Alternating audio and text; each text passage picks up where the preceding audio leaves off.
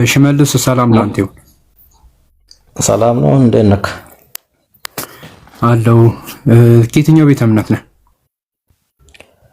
ክርስቲያን ነኝ እኔ። ኦኬ። ማርያም አምላክን ወልደዋለች ወይስ አልወለደችው? አምላክን በስጋ ወልዳለች።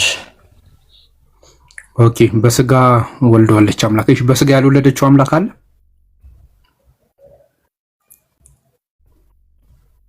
እንዴት? በስጋ አልተገለጠውን ነው? አይ በስጋ አምላክን ወልዳለች አሉኝ። እሺ አልኩኝ። በስጋ ያልወለደችውስ አምላክ አለ ወይ? እኮ ያልወለደችው ምንድን ነው የሚባለው? እኮ አሁን በስጋ የወለደችው አምላክ አለ። አዎ እኮ ኢየሱስ አምላክ አይደለም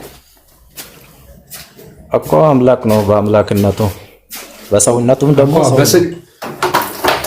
በስጋ ያልወለደችው አምላክ አለ ወይ? በስጋ የወለደችው አምላክ እንዳለ ተስማማውልኝ እምነቱ ስለሆነ ማለት ነው። በስጋ ያልወለደችው አምላክ አለ ወይ? እኮ ኢየሱስ ወልዳለች። ሌላ ምን ትወልዳለች? አዎ ስለወለደችው አምላክ ተግባብተናል። በስጋ ያልወለደችው አምላክ አለ ወይ? ካለ አለ፣ ከሌለ የለም ይበሉኝ።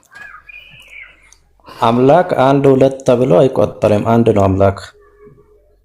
ኦኬ፣ ያ አንዱን አምላክ ነው በስጋ የወለደችው። አዎ በስጋ የተገለጠውን ኢየሱስ ክርስቶስን።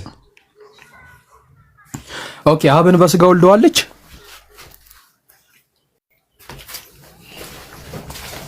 አብ አልተወለደማ። በስጋ ያልወለደችው አምላክ አለ ማለት ነው። ወልድ ላይ ተስማምተናል። ወደ አብን ቀጥል።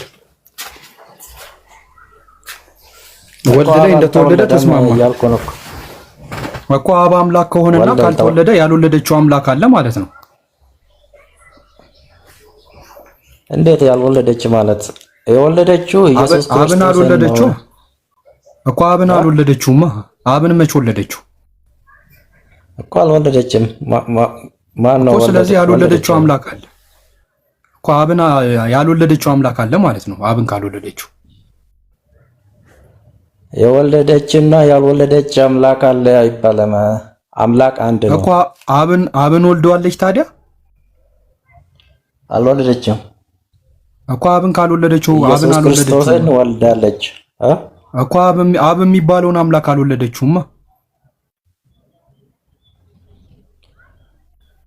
ያው አብ የሚባል አምላክ ወልድ የሚባል አምላክ ለየብቻ አይቆጠርም። ኦኬ፣ አንድ ላይ ነው የወለደቻቸው ሁለቱንም? አይደለም፣ አምላክ አንድ ነው። በቃ አንድና አንድ እኮ። አንዱ አምላክ ማን ነው? አምላክ አንዱ አምላክ ማን ነው እኮ? አንዱ አምላክ ማን ነው? አንዱ አምላክ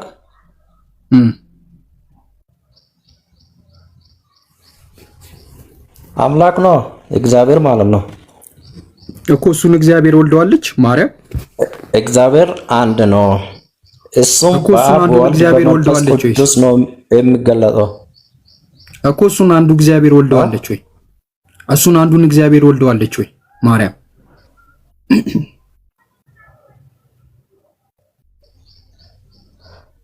እኮ ኢየሱስ ክርስቶስን በስጋ ወልዳለች ነው የሚባለው። ኢየሱስን ወልደዋለች። እኔ አንዱ አምላክ ላይ ነው ጥያቄ። ኢየሱስን ወልደዋለች አልወለደችውም ቢሆን ጥያቄው መልሱ በቦታ የሆኑና እንግባባ። እኔ ጠየቅኩት ኢየሱስን ኢየሱስ ክርስቶስ ወልዳለች። ኢየሱስ ክርስቶስ ደግሞ እግዚአብሔር ነው፣ አምላክ ነው። በቃ ከዛውጭ ሌላ ጥያቄ ካለ ጠይቀኝ። አብን ወልደዋለች። የኢየሱስ ክርስቶስ አምላክና አባት የተባለው ወልደዋለች። አብ አልወለደችም ብያለሁ እኮ በቃ እኮ። ስለዚህ አብ አምላክ ከሆነ ያልወለደችው አምላክ አለ ማለት ነው። ኖ ያልወለደችው አምላክ አለ። ያልወለደችው አምላክ አለ። የተወለደ አምላክ ያልተወለደ አምላክ የሚባል ነገር የለም። አምላክ አንድ ነው በቃ እኮ። እሺ፣ ስለዚህ አምላክ ተወልዷል ወይስ አልተወለደም? አምላክ ተወልዷል ወይስ አልተወለደም? ተወልዷል። ኢየሱስ ክርስቶስ ተወልዷል። ኦኬ፣ አብስ ተወልዷል።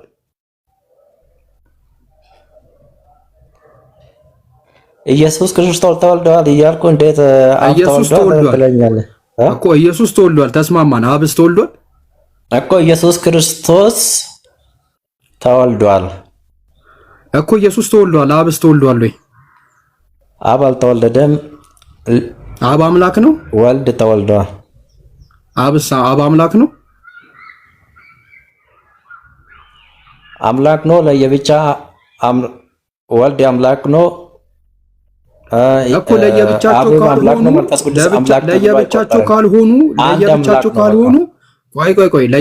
ካልሆኑ ወልድን ወለደችው አሉኝ፣ አብን አልወለደችውም አሉኝ። ያው የተወለደ አብ የሚባለው አለ፣ ወልድ ደግሞ አልተወለደም።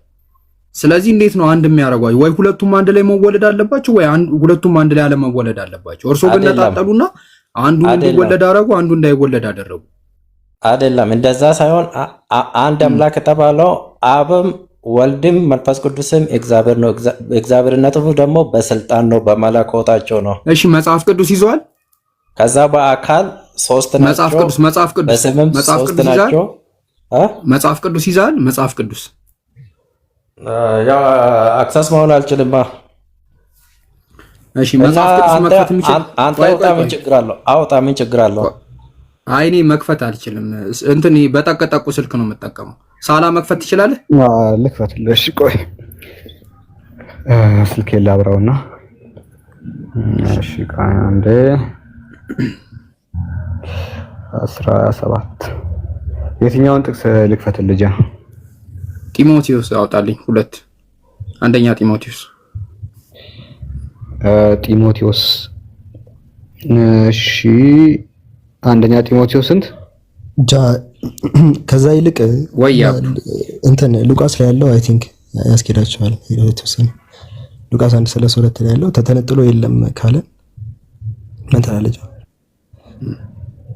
ኦኬ ሂድበት በቃ። እሺ አብዲ አይ እንትን ሉቃስ 1:32 ላይ ያለው ላይ አንተ እንትን በለት። እሺ አሁን የተነጣጠለ የለም ስላለን እሱ ሽመልስ ይሰማሃል አይደል? ሽመልስ ይሰማል።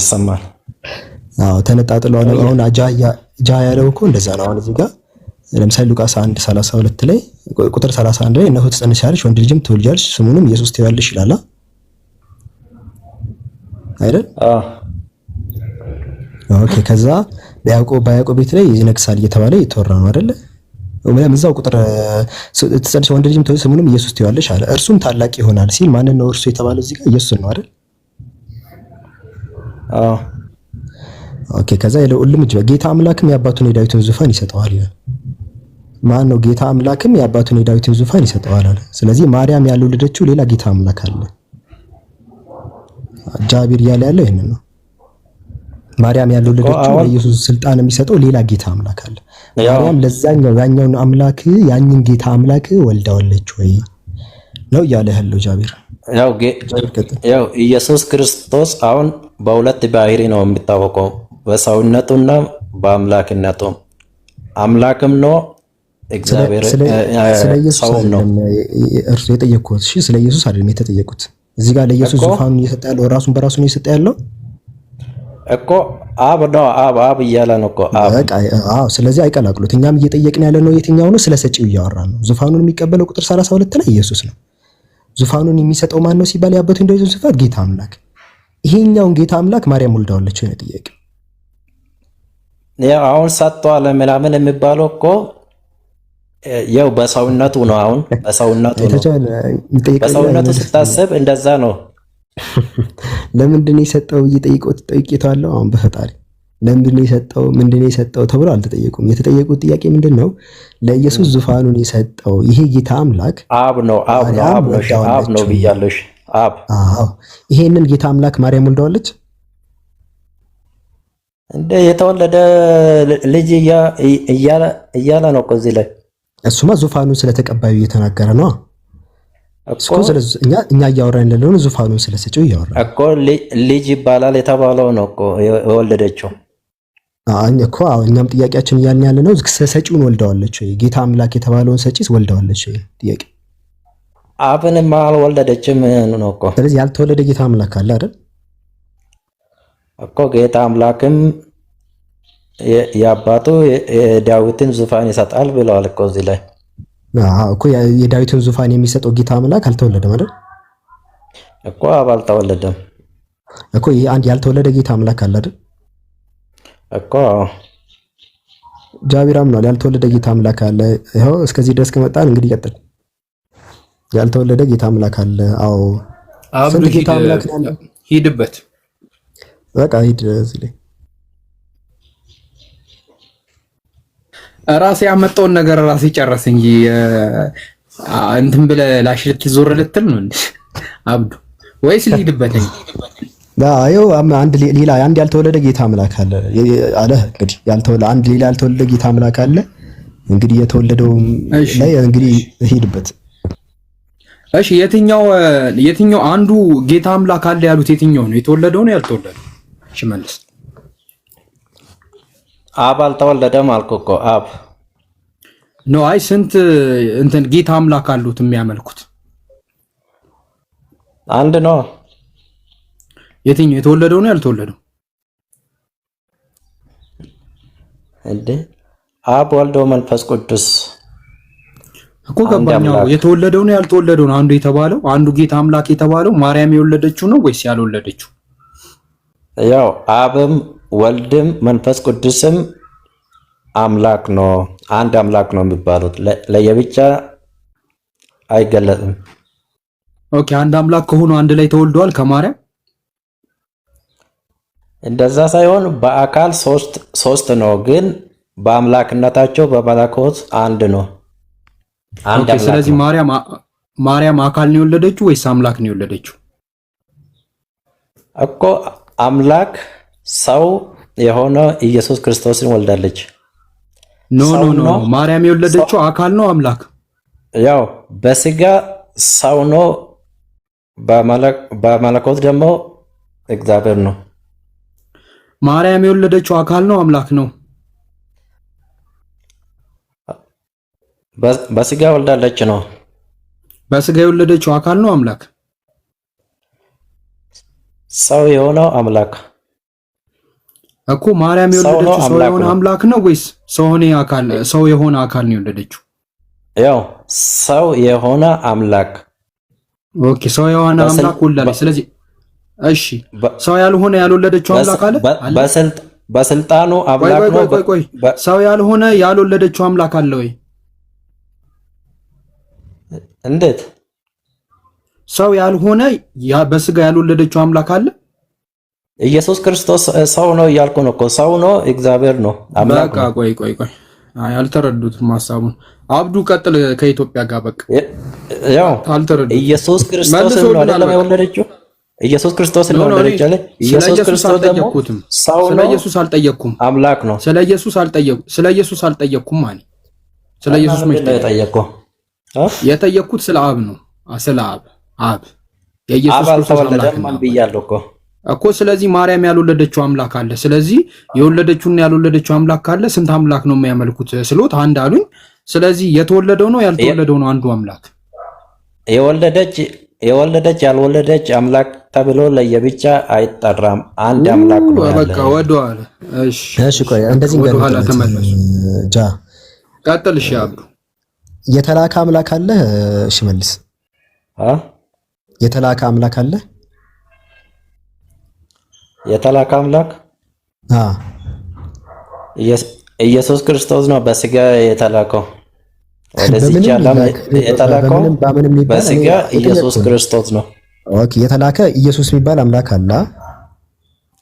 ኢየሱስ ክርስቶስ። እሺ ያልተላከ አለ? እንዴት ነው ያልተላከ ስትል? አይ ያልተላከ አብ አይደለም ኢየሱስ ክርስቶስ ወደዚህ ዓለም የላከው? እኮ ኢየሱስ አብ ላኪ ነው። በጣም ጥሩ ጎበዝ። በቃ እንዳትመለስ፣ እዚህ ድረስ መጥተሃል። አብን የላከው ወልድ ደግሞ የተላከ ነው። በጣም ጥሩ እኮ ተላከ የተባለ የተላከ አለ ያልተላከ አለ። ኦኬ ዌል ያልተላከ አምላክ አለ? ያልተላከ ምንድነው? ያልተላከ የሚባል አለ እንዴ? አብ ተልኳል። ያው ኢየሱስ ክርስቶስ ወደዚች ዓለም የላከው አብ ነው እያልኩ እንዴት ያልተላከ ትላለህ ታዲያ? አዎ ሽመልስ ይኸውልህ፣ ሽመልስ አሁን የመለስከው ወደዚች ዓለም ተላከ ማለት ደግሞ ወደዚች ዓለም መጥቷል ማለት ነው ኢየሱስ ክርስቶስ በአካል። ሽመልስ ይኸውልህ፣ አሁን ኢየሱስን ማን የላከው ሲባሉ አብ ልኮታል ብለው ይመልሳሉ። ስሞት ማን ነው ሲባሉ ሽመልስ ብለው ይመልሳሉ። ስሞት ማን ነው ሲባሉ ቁመቱን አይንገሩን። አሁን እኛ እያልነው ያለው ያልተላከ አለ ወይስ ነው? አዎ ያልተላከ አለ ይበሉ። አብ ከተላከ ደግሞ ይንገሩን፣ አዲስ ዕውቀት ካለ። አብ ተልኳል? አብ ነው የላከ እያልን እንዴት አብ ተልኳል ትላለህ? ኧረ በትክክል ይመልሱ። አብ ተልኳል ወይ? አልተላከም ከሆነ መልሶ አልተላከም፣ ከተላከ ንገሩን ተልኳል ብለው። ልጁ አብ ነው የላከ እያልን እንዴት አብ ተልኳል ትላለህ አንተ? እኔ ሰተን ባላቅ እየጠየቅኩኝ ነው፣ ለማወቅ እየጠየቅኩ ነው። አብ ተልኳል ወይ? ልጁ ራሱ አብ ነው እኮ የላከው ወደዚች ዓለም። ኧረ እባክህ ልጁ ማን የላከው አላልኩም። አብ ተልኳል ወይ? አብ ተልኳል ወደዚች ዓለም አልተላከምሽ። ወደ ሌላ ቦታ ተልኮ ያውቃል ማለትም ተልኮ ያውቃል። ከናካቴው ሲጀምር አብን ልከውት ያውቃል እኮ። ወደዚች ዓለም የተላከው ልጁ ነው። ከዛ ወዴት ነው የምላከው ታዲያ? አባል። በቃ በጣም ጥሩ እንግዲህ አባል ተላከም አይደል ወገናችን? እሺ ልጁ ነው የተላከው። አዎ ስለዚህ ያልተላከ ሌላ አምላክ አለ አይደል? ላይ የላከ እንጂ ያልተላከ ያልተላከ አምላክ ተብሎ አይገለጽም። ለማንኛውም ተከፈለ ልጁ ነው የተላከው በአካል እኮ። ከፈልከው እኮ አንተ አይከፈልም ትለንና ልጅየው ነው የመጣው ትለናል እኮ። በአካል እኮ ሶስት እንደሆነ ነግራለሁ። አይከፈልም ካልከም በኋላ ልጅየው ነው የመጣው። እሺ ማይከፈል ከሆነ አብን የመጣው አብ ወደ ምድር መጥቷል። ማርያም ወልደዋለች አብን። ማርያም አብን ወልደዋለች። እንዴት ልጁ እንደወለደችኝ በቃ አይታል። ይለያያሉ ማለት ነው አይደል እኮ። በአካል ይለያያል ብያለሁ እኮ በአካል። በጣም ጥሩ። ስለዚህ ሌላ ያልተወለደ የሆነ አብ የሚባል ማርያም ያልወለደችው አብ የሚባል አለ አይደል? ያልወለደችው ማርያም ማህፀን ውስጥ ያልገባ አብ የሚባል አለ አይደል እኮ። በአካል እኮ ሶስት ነው ብያለሁ እኮ።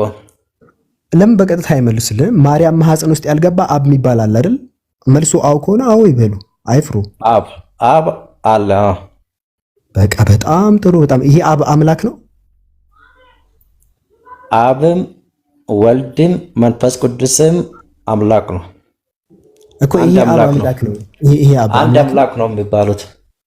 ኦኬ ተነጥሎ አምላክ አይባልም። አብ ተነጥሎ ለብቻው አምላክ አይባልም። ተነጥሎ ስትል ለየብቻ ለየብቻ አብ አምላክ፣ ወልድ አምላክ፣ መንፈስ ቅዱስ አምላክ ተብሎ አይቆጠርም። ሶስት ተብሎ አይቆጠርም። አንድ አምላክ ነው የሚባሉት እኮ። አንድ አምላክ ተብሎ አብ አይባልም እኮ። አንድ አምላክ ነው። በሶስት የተገለጡት በፈጠረ ሽመልስ መጠይቀን ብቻ በፈጠረ በቃ ሌላ ነገር አትቀባጠር። መጠይቀን ብቻ አብ አሁን ምን አሉኝ? አይገነጠሉም አሉኝ። እሺ አብ ለብቻው አምላክ ይባላል አይባልም? ለብቻው ከተባለ ይባላል ይበሉ፣ ካልተባለ አይባልም። በስልጣኑ በመለኮቱ አምላክ ነው። ኢየሱስ ክርስቶስ አምላክ ነው። መንፈስ ቅዱስም አምላክ ነው። አብ አምላክ ነው። ግን ሶስት ናቸው ተብሎ አይቆጠሩም ነው። መቀያ ጥሩ ይመቾት። በቃ ጃቢር ቀጥል። ምንም ላደርጉት ምንም ማድረግ አልችልም። አይመልሱም ጥያቄ ምንም ጥያቄ ያው ገብቷል አይደለም? ያው ኢየሱስ ክርስቶስም አምላክ ነው፣ መንፈስ ቅዱስም አምላክ ነው፣ አብም አምላክ ነው። ግን ሶስት አምላክ ተብሎ አይቆጠርም። አንድ አምላክ ነው። አዎ እሱን እርሱ አሉን። መጽሐፍ ቅዱስ ላይ አብ ለብቻው አምላክ አይባልም ወይ ነው የተጠየቁት። ለዚህ ጥያቄ አዎ አይባልም ብለው ይመልሱ፣ ወይ ደግሞ ይባላል ይበሉ። እኮ ያው ነግራለሁ እኮ ኢየሱስ ክርስቶስ አይባልም። ያው ኢየሱስ ክርስቶስ አምላክ ነው፣ መንፈስ ቅዱስም አምላክ ነው። ግን ለየብቻ ቆጥራ አንድ አምላክ፣ ሁለት አምላክ፣ ሶስት አምላክ ብላ አትቆጥሮም። አንድ አምላክ ነው። አንድ አምላክ አብ ብዬ መናገር አልችልም። አንድ አምላክ አብ ብዬ አንድ አምላክ አብ አለኝ ብዬ መናገር አልችልም?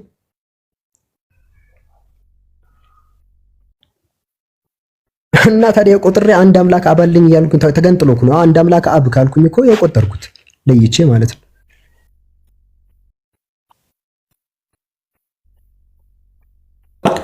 አምላክ ስለሆነ አምላክ ነው፣ ግን ለየብቻ አይቆጠሩም ነው። ኧረ በፈጣሪ ለየብቻ አይቆጠሩም። ተቆጠሩ እኮ ኦልሬዲ። አሁን አንድ አምላክ ብዬ አብ ማለት እችላለሁ ወይ? ቆጥሬ አንድ አምላክ አብ አለኝ ማለት እችላለሁ ቆጥሬ እንደዚህ ስልጣኑ አሁን ኧረ ምንም ስልጣን አይደለም። አንድ አምላክ አባለኝ ማለት እችላለሁ ወይ? አንድ አምላክ አባለኝ ብዬ ማለት እችላለሁ ቆጥሬ። አምላክ አባለኝ ሳይሆን አንድ አምላክ ብዬ በቁጥር አብ ብዬ መናገር እችላለሁ ወይ? ቆጥሬ አንድ አምላክ ሲባል እኮ አምላኩ አንድ መሆኑን ነው የሚገልጸው እንጂ ለየብቻ ቆጥራ እኮ አንድ አምላክ አባለኝ ካልኩኝ እኮ ነጠልኩት። አንድ አምላክ አብ ወልድ መንፈስ ቅዱስ አለኝ ሳይሆን አንድ አምላክ አባለኝ ነጥዬ ማለት ነው። ለምን ትነጥላለህ? እሺ እንደዛ አይቻልም ማለት ነው። አንድ አምላክ አባለኝ ተብሎ መነገር አይችልም አይደል?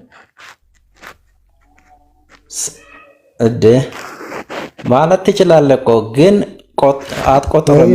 አንድ አምላክ ሁለት አምላክ ብላ አንድ አምላክ ማለት ምን ቆጠራ ነው? ምንድን ነው ይመስልክ? አንድ ማለት ቆጠራ አይደል? አንድ ፊደል ነው። ቆጠራ ሳይሆን ኮመን የሆነ ነገር ለማሳየት ነው። አንድ የሚለው ምንድን ነው? ቁጥር ነው ፊደል ነው? አንድነት እኮ አንድ ብዬ ስናገር ስለምን እያወራው ነው? አንድ ማለት እኮ አንድ አምላክ መሆኑን ነው እኮ መቁጠር ነው አይደለ? ቁጥር አይደል? አዎ አይደል? እኮ አንድ በቃ አንድ ኮመን የሆነ ነገር አንድ የሆነ ማለት ነው። አንድ አምላክ ካልኩኝ አሁን አንድ አምላክ ካልኩኝ የሁለት አምላክ ኢየሱስ ክርስቶስ እሱን የመጽሐፍ ቅዱስ ክፍል አምጣው። አንድ ነው። እሱን የመጽሐፍ ቅዱስ ክፍል አምጣው። ይብቃው። አስያ በቃ ሽመልስን በቃ መልካም ጊዜ ነው ልሽመልስ። እሺ በጣም ይከብዳል። አቤት አትመልስም። ጥያቄም ምንም ማውራ እንትን ማለት ናቸው። አንተም ራሱ አልገባህም ክርስትና መሰለኝ ሲገባኝ። 8 ጥያቄ ጠይቀን 8ቱንም እኮ ነው ልትመልስልን ፈቃደኛ አይደለም። እሺ የማርያም ሰላም ነው? እግዚአብሔር ይመስገን። ስንት አምላክ ነው የምታመልኩት የማርያም? እኛ አንድም ሶስትም ብለን እናመልካለን። የምናመልከው ግን ሶስት አምላክ ብለን አናመልክም። አንድ አምላክ ብለን ነው የምናመልከው። አብ ወልድ መንፈስ ቅዱስ ስንል ሶስት አምላክ እያለን አይደለም። ኦኬ አብ ለብቻው ተገንጥሎ አምላክ ይባላል? አይባልም። አንድ ናቸው። ለምሳሌ አንድ አምላክ ብዬ አብ ማለት እችላለሁ? አንድ አምላክ አብ አለኝ ማለት እችላለሁ? እንደዚህ አንድ አምላክ አብ አለኝ ማለት እችላለሁ? አንድ አምላክ አብ አለኝ ያለህን የመጽሐፍ ቅዱስ ክፍል አምጣውና ሙሉን አንብበው እኮ ገባኝ። ይቻላል ወይስ አይቻልም? ጥያቄ ቆጥሬ እኔ አንድ አምላክ አብ ነው ያለኝ ማለት እችላለሁ እኮ። አንድ አምላክ አብ አለኝ ቢልም እዛ ቦታ ለምን እንደሆነ ሙሉን አምጣና አንብብልኝ። ቀንታን አስቸጋሪ ፍጥረት ናችሁ ይሆናል። ምንም አስቸጋሪነት አይደለም። ይቻላል ወይስ አይቻልም?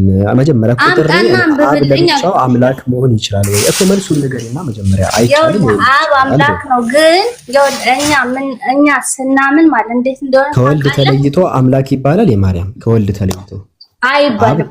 የወልድ በአካል ሶስት በግብር ግን አንድ ናቸው። አብም ከወልድ አይበልጥም፣ ወልድም ከአብ አይበልጥም፣ መንፈስ ቅዱስም አይበልጥም። በአካል ሶስት በመለኮት አንድ አምላክ ብለን ነው። አብ ወልድ እንደሚበልጠው መጽሐፍ ቅዱስ ይናገራል። አይበልጠውም። እኔና አብ አንድ ነን ብሏል እኮ እንደሚበልጠው። ልክ እንዳንተ በዛን ሰዓት ልክ እንዳንተ ያሉት ዮሐንስ ወንጌል ምዕራፍ 14 አብን አሳየን እያሉት አብን አሳየን። ተረጋጊ አንዴ በፈጣሪ። እሺ ዮሐንስ ወንጌል ይበልጣል ያለው በአካሉ ነው፣ በሰው አንዴ ቆይ ስለተገለጠ ነው። አንዴ ቆይ አንተ እየመለስክ አልነበረም እስካሁን ድረስ። አንዴ ሚዩት አድርግ። ዮሐንስ ወንጌል ምዕራፍ 14 ቁጥር 28 አንብቢልን እስቲ የማርያም። የሰው ስጋ ስለለበሰ ነው እዛ አረዛ ወርድ። እሺ የማርያም እስቲ ንገሪኝ። ዮሐንስ ወንጌል ምዕራፍ 14 ቁጥር 28 አንብቢልን። ምን ይላል? ምዕራፍ 14 ሙሉውን አንብበው። እኮ ቁጥር 28ን አንብብልን እኮ ክፈትልኝ፣ ክፈተው። ዮሐንስ ወንጌል ምዕራፍ 14 ያልከው ሙሉን አንብብ። መልሱ እዛው ይመልስልሃል። እሺ እኛ ሲጀምር 3 አምላክ ብለን አናመልክም። አብም ከወልድ አይበልጥም፣ ወልድም ከአብ አይበልጥም፣ መንፈስ ቅዱስም እንደዛ።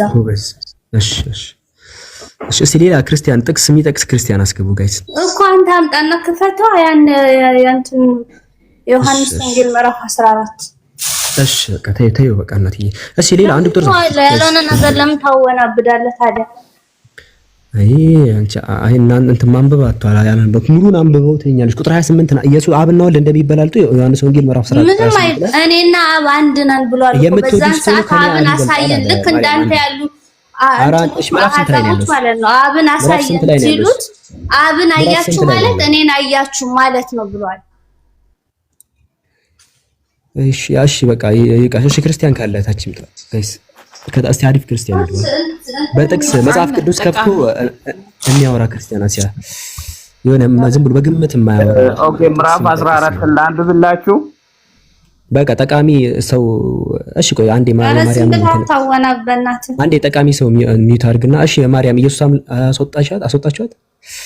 አይ በቃ ተናዳችሁ አትግቡ ጋይስ። እሺ እና ደግሞ ስብከት ቤተክርስቲያን የሰማችሁ ሳይሆን አሁን ስለ መጽሐፍ ቅዱስ እያወራ ነው። መጽሐፍ ቅዱስ ያስተምራል ወይ የሚለውን እያወራ ነው። እሺ ስለዚህ ያንን እያወራን ስለሆነ እኛ እንደዚህ ነው የምንሆነው ምናምን ብላችሁ አታስቸግሩን። ስትጠየቁ መጽሐፍ ሲጠቀስ ያንን ነገር ጠቅሰን ለማውራት እንሞክር። እሺ መጽሐፍ ያስተምራል ወይ ነው ማመን ትችላላችሁ፣ መብታችሁ ነው።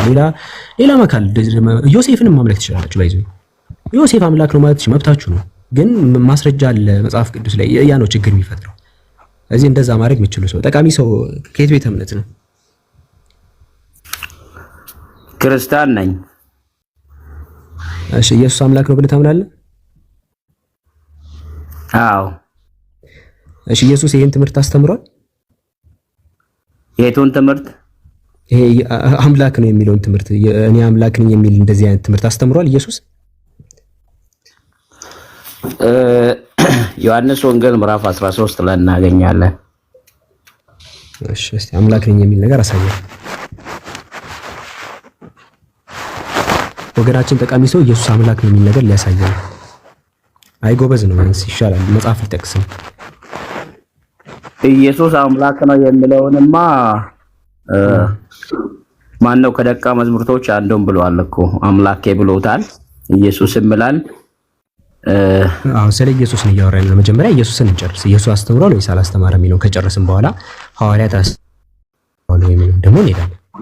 መጀመሪያ ፋይሎችን ቶሎ እየዘጋጋ እንድንሄድ ኢየሱስ አስተምሯል ወይ መጀመሪያ ዘን ሌሎች አካሎች ደግሞ ኢየሱስ ካላስተማረ ኦኬ ወይ ለምን አስተምሯል እንደሚለው ደግሞ እንሄዳለን። አሁን ማወቅ የምፈልገው ኢየሱስ አስተምሯል መጀመሪያ ዋና ቦታው እየፈለኩኝ ነው። እሺ እንጠብቃለን። ሌላ የሚያግዘው ክርስቲያን መግባት ይችላል። ከታች ያላችሁ ካላችሁ ግቡ። በቃ እንደዚህ ማስረጃ የሚያቀርብ ሰው፣ ማስረጃ የሚከፍትልን ሰው፣ ለሚያምነው እምነት ጥቅስ የሚጠቅስ ሰው ነው የምንፈልገው። እሺ ክርስቲያን ወገኖቻችን መብታችሁን የፈለጋችሁትን ማምለክ ትችላላችሁ፣ ግን ማስረጃ ማቅረብ ነው እኛ የምንፈልገው። አንድም ይሄ የመጽሐፍ ቅዱስ እንትን የለም ባይዞ ኢየሱስን አምላክ ነው የሚል ትምህርት የለም። ግን መጀመሪያ ከኢየሱስ ስቴፕ ባይ ስቴፕ አጥርተን ጥቅሶችን አጣቅሰን አውዱን እያየን ማውራት እንችላለን። አሁን ክርስቲያን ካለ ከታች አንድ ነገር ይጻፍ። ኢየሱስ አስተምሯል የሚል ክርስቲያን ካለ መጀመሪያ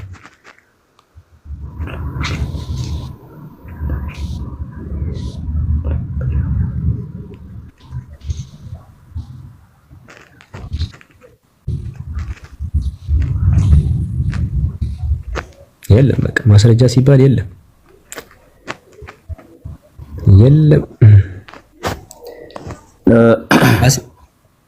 አይ ቦታውን ላነብልህ። ያው 14 ላይ እኮ ልጅቷ ጠቅሳለች። ልታሳየ ነበር፣ መቸኮል የለብም። ለምሳሌ ኢየሱስ ክርስቶስ እኔን ያየው አብን አይቷል፣ እኔ በአብ እንዳለው አብ በእኔ እንዳለ ብሏል። ይሄ ራሱ በቂ ነው። ሌላ ደግሞ ቆይ፣ አይ ጠቃሚ ሰው ተረጋጋ። ይሄ ምኑን ነው ስለ አምላክነት የሚያወራ ይሄ ነገር? ስለ አምላክነቱ ይሄ ስለምን አምላክ ነው የሚል ነገር እኮ እዚህ ውስጥ የለም። ሌላ ደግሞ እዚህ ጋር ኢየሱስን አምላክ የሚያደርገው ምዕራፍ 13 ላይ ለደቀ መዛሙርቶችን ዝቅ ብለው እግሮቻቸውን አጠባ ይልና አጥቦ ከጨረሰ በኋላ ካበቃ በኋላ እናንተ ጌታና አምላክ ትሉኛላችሁ ማምረና ጌታ አላህ ማምረና ጌታ ትሉኛላችሁ። ተረጋጋ። አሁን እናንተ ትጠይቃላችሁ ትታደሙ። ለምሳሌ አንተንም የሚጠይቀኝ ጥያቄ አቤት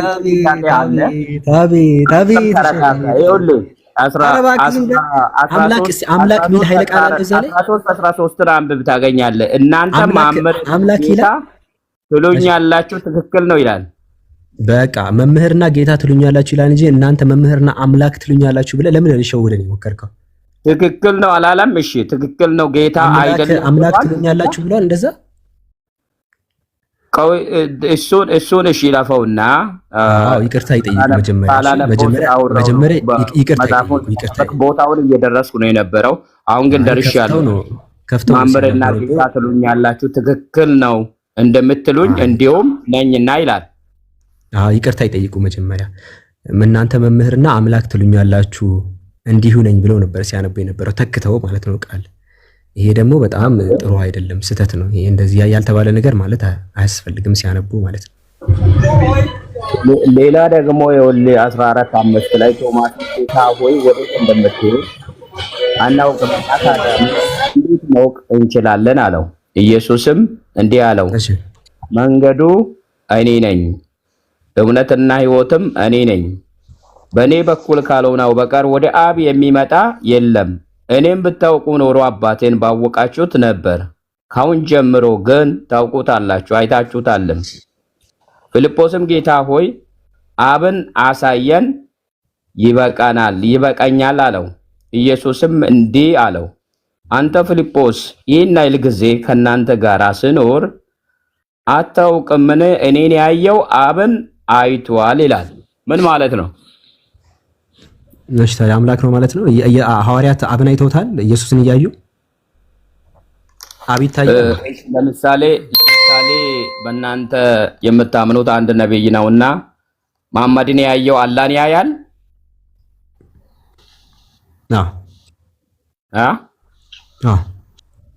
ኦኬ አዎ እሱን ያያል። እሺ ማየት ማለት ነው እዛው ዝቅ ብላ አንብበው። ኢየሱስ መልሶልሃል። ማየት ምን ማለት እንደሆነ አውዱን እዛው ዝቅ ብሎ መልሶልሃል። ምን አለ እዛ ቁጥር 10 ላይ አንብበው እስቲ።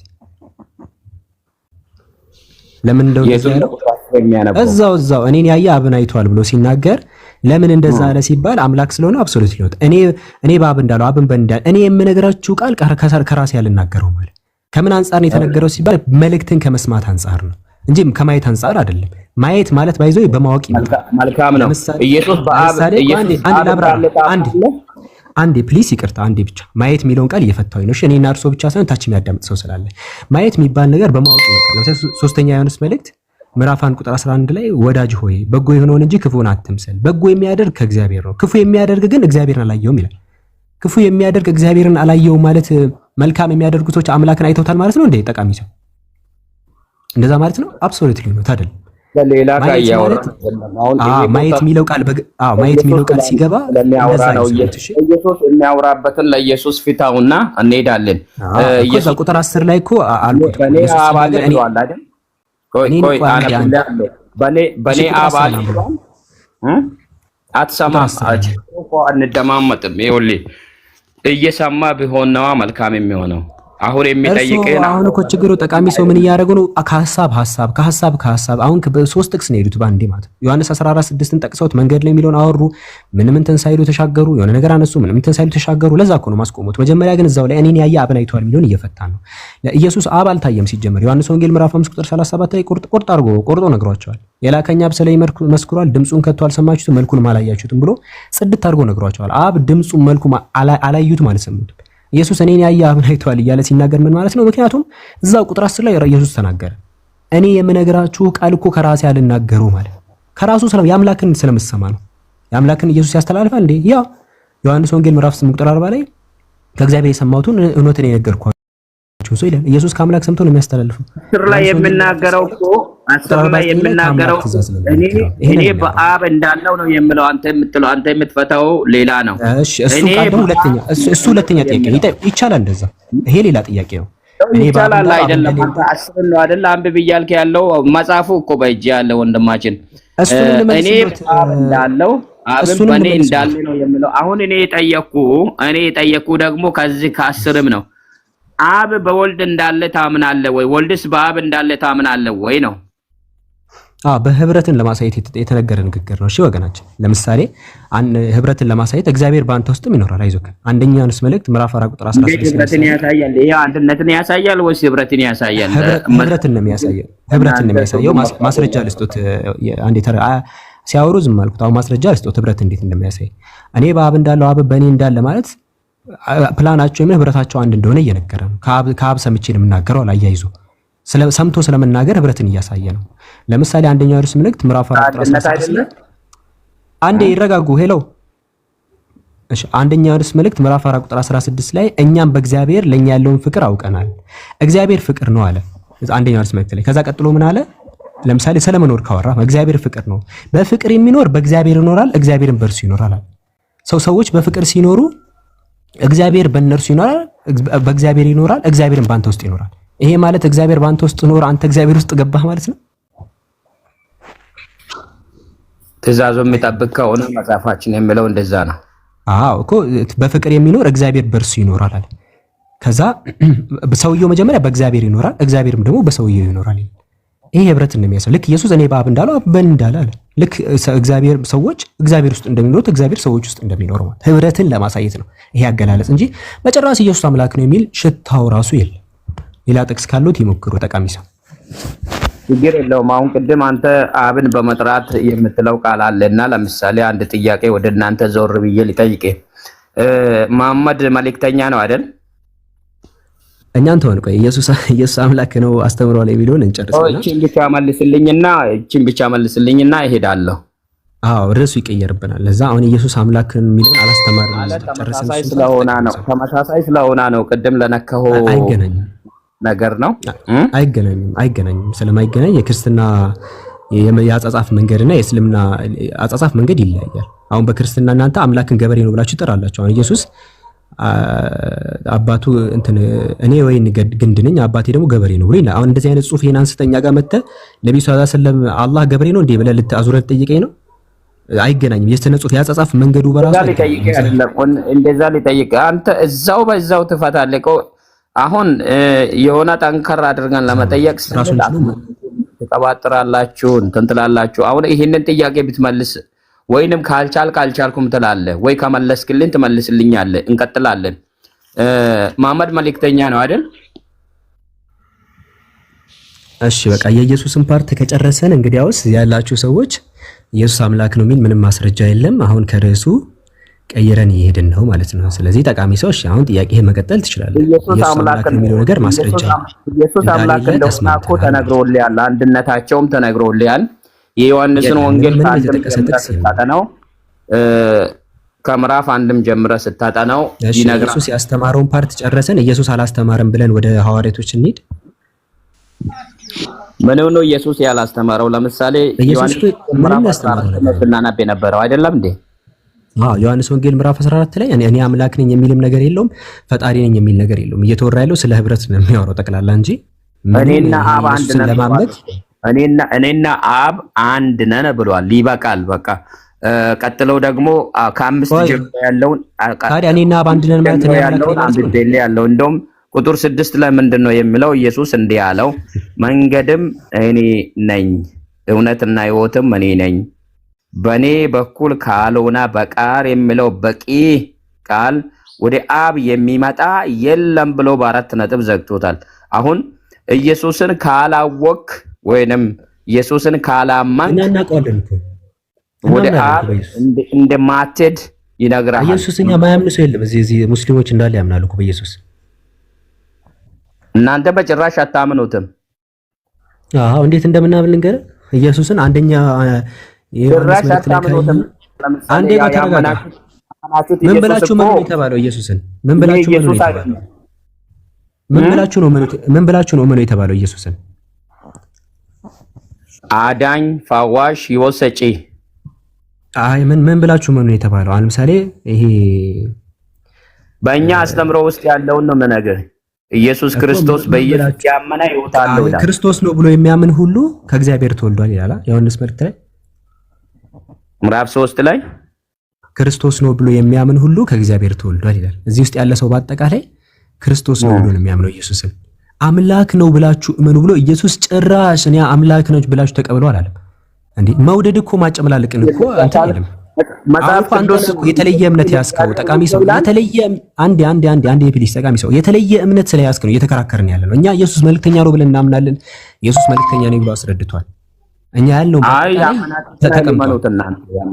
አንተ አሁን ማስረጃ አስጠን፣ ለአንተ እምነት ማስረጃ አስጠን። የት አለ? እስካሁን ምንም ኢየሱስ ያስተማረው ነገር የለም። አንተ የምትለው እኔ አምላክ ነኝ ያለበት የለ፣ አምልኩኝ እንደዚህ ያለበት የለ። እኔ ከምን ተነስተህ አምላክነቱን እኮ አነጋገሩ አሳይቶኛል። ከሱ በቀር ወደ አብ የሚሄድ መንገድም ህይወት ያዘው እሱ ነው አልኩ እኮ።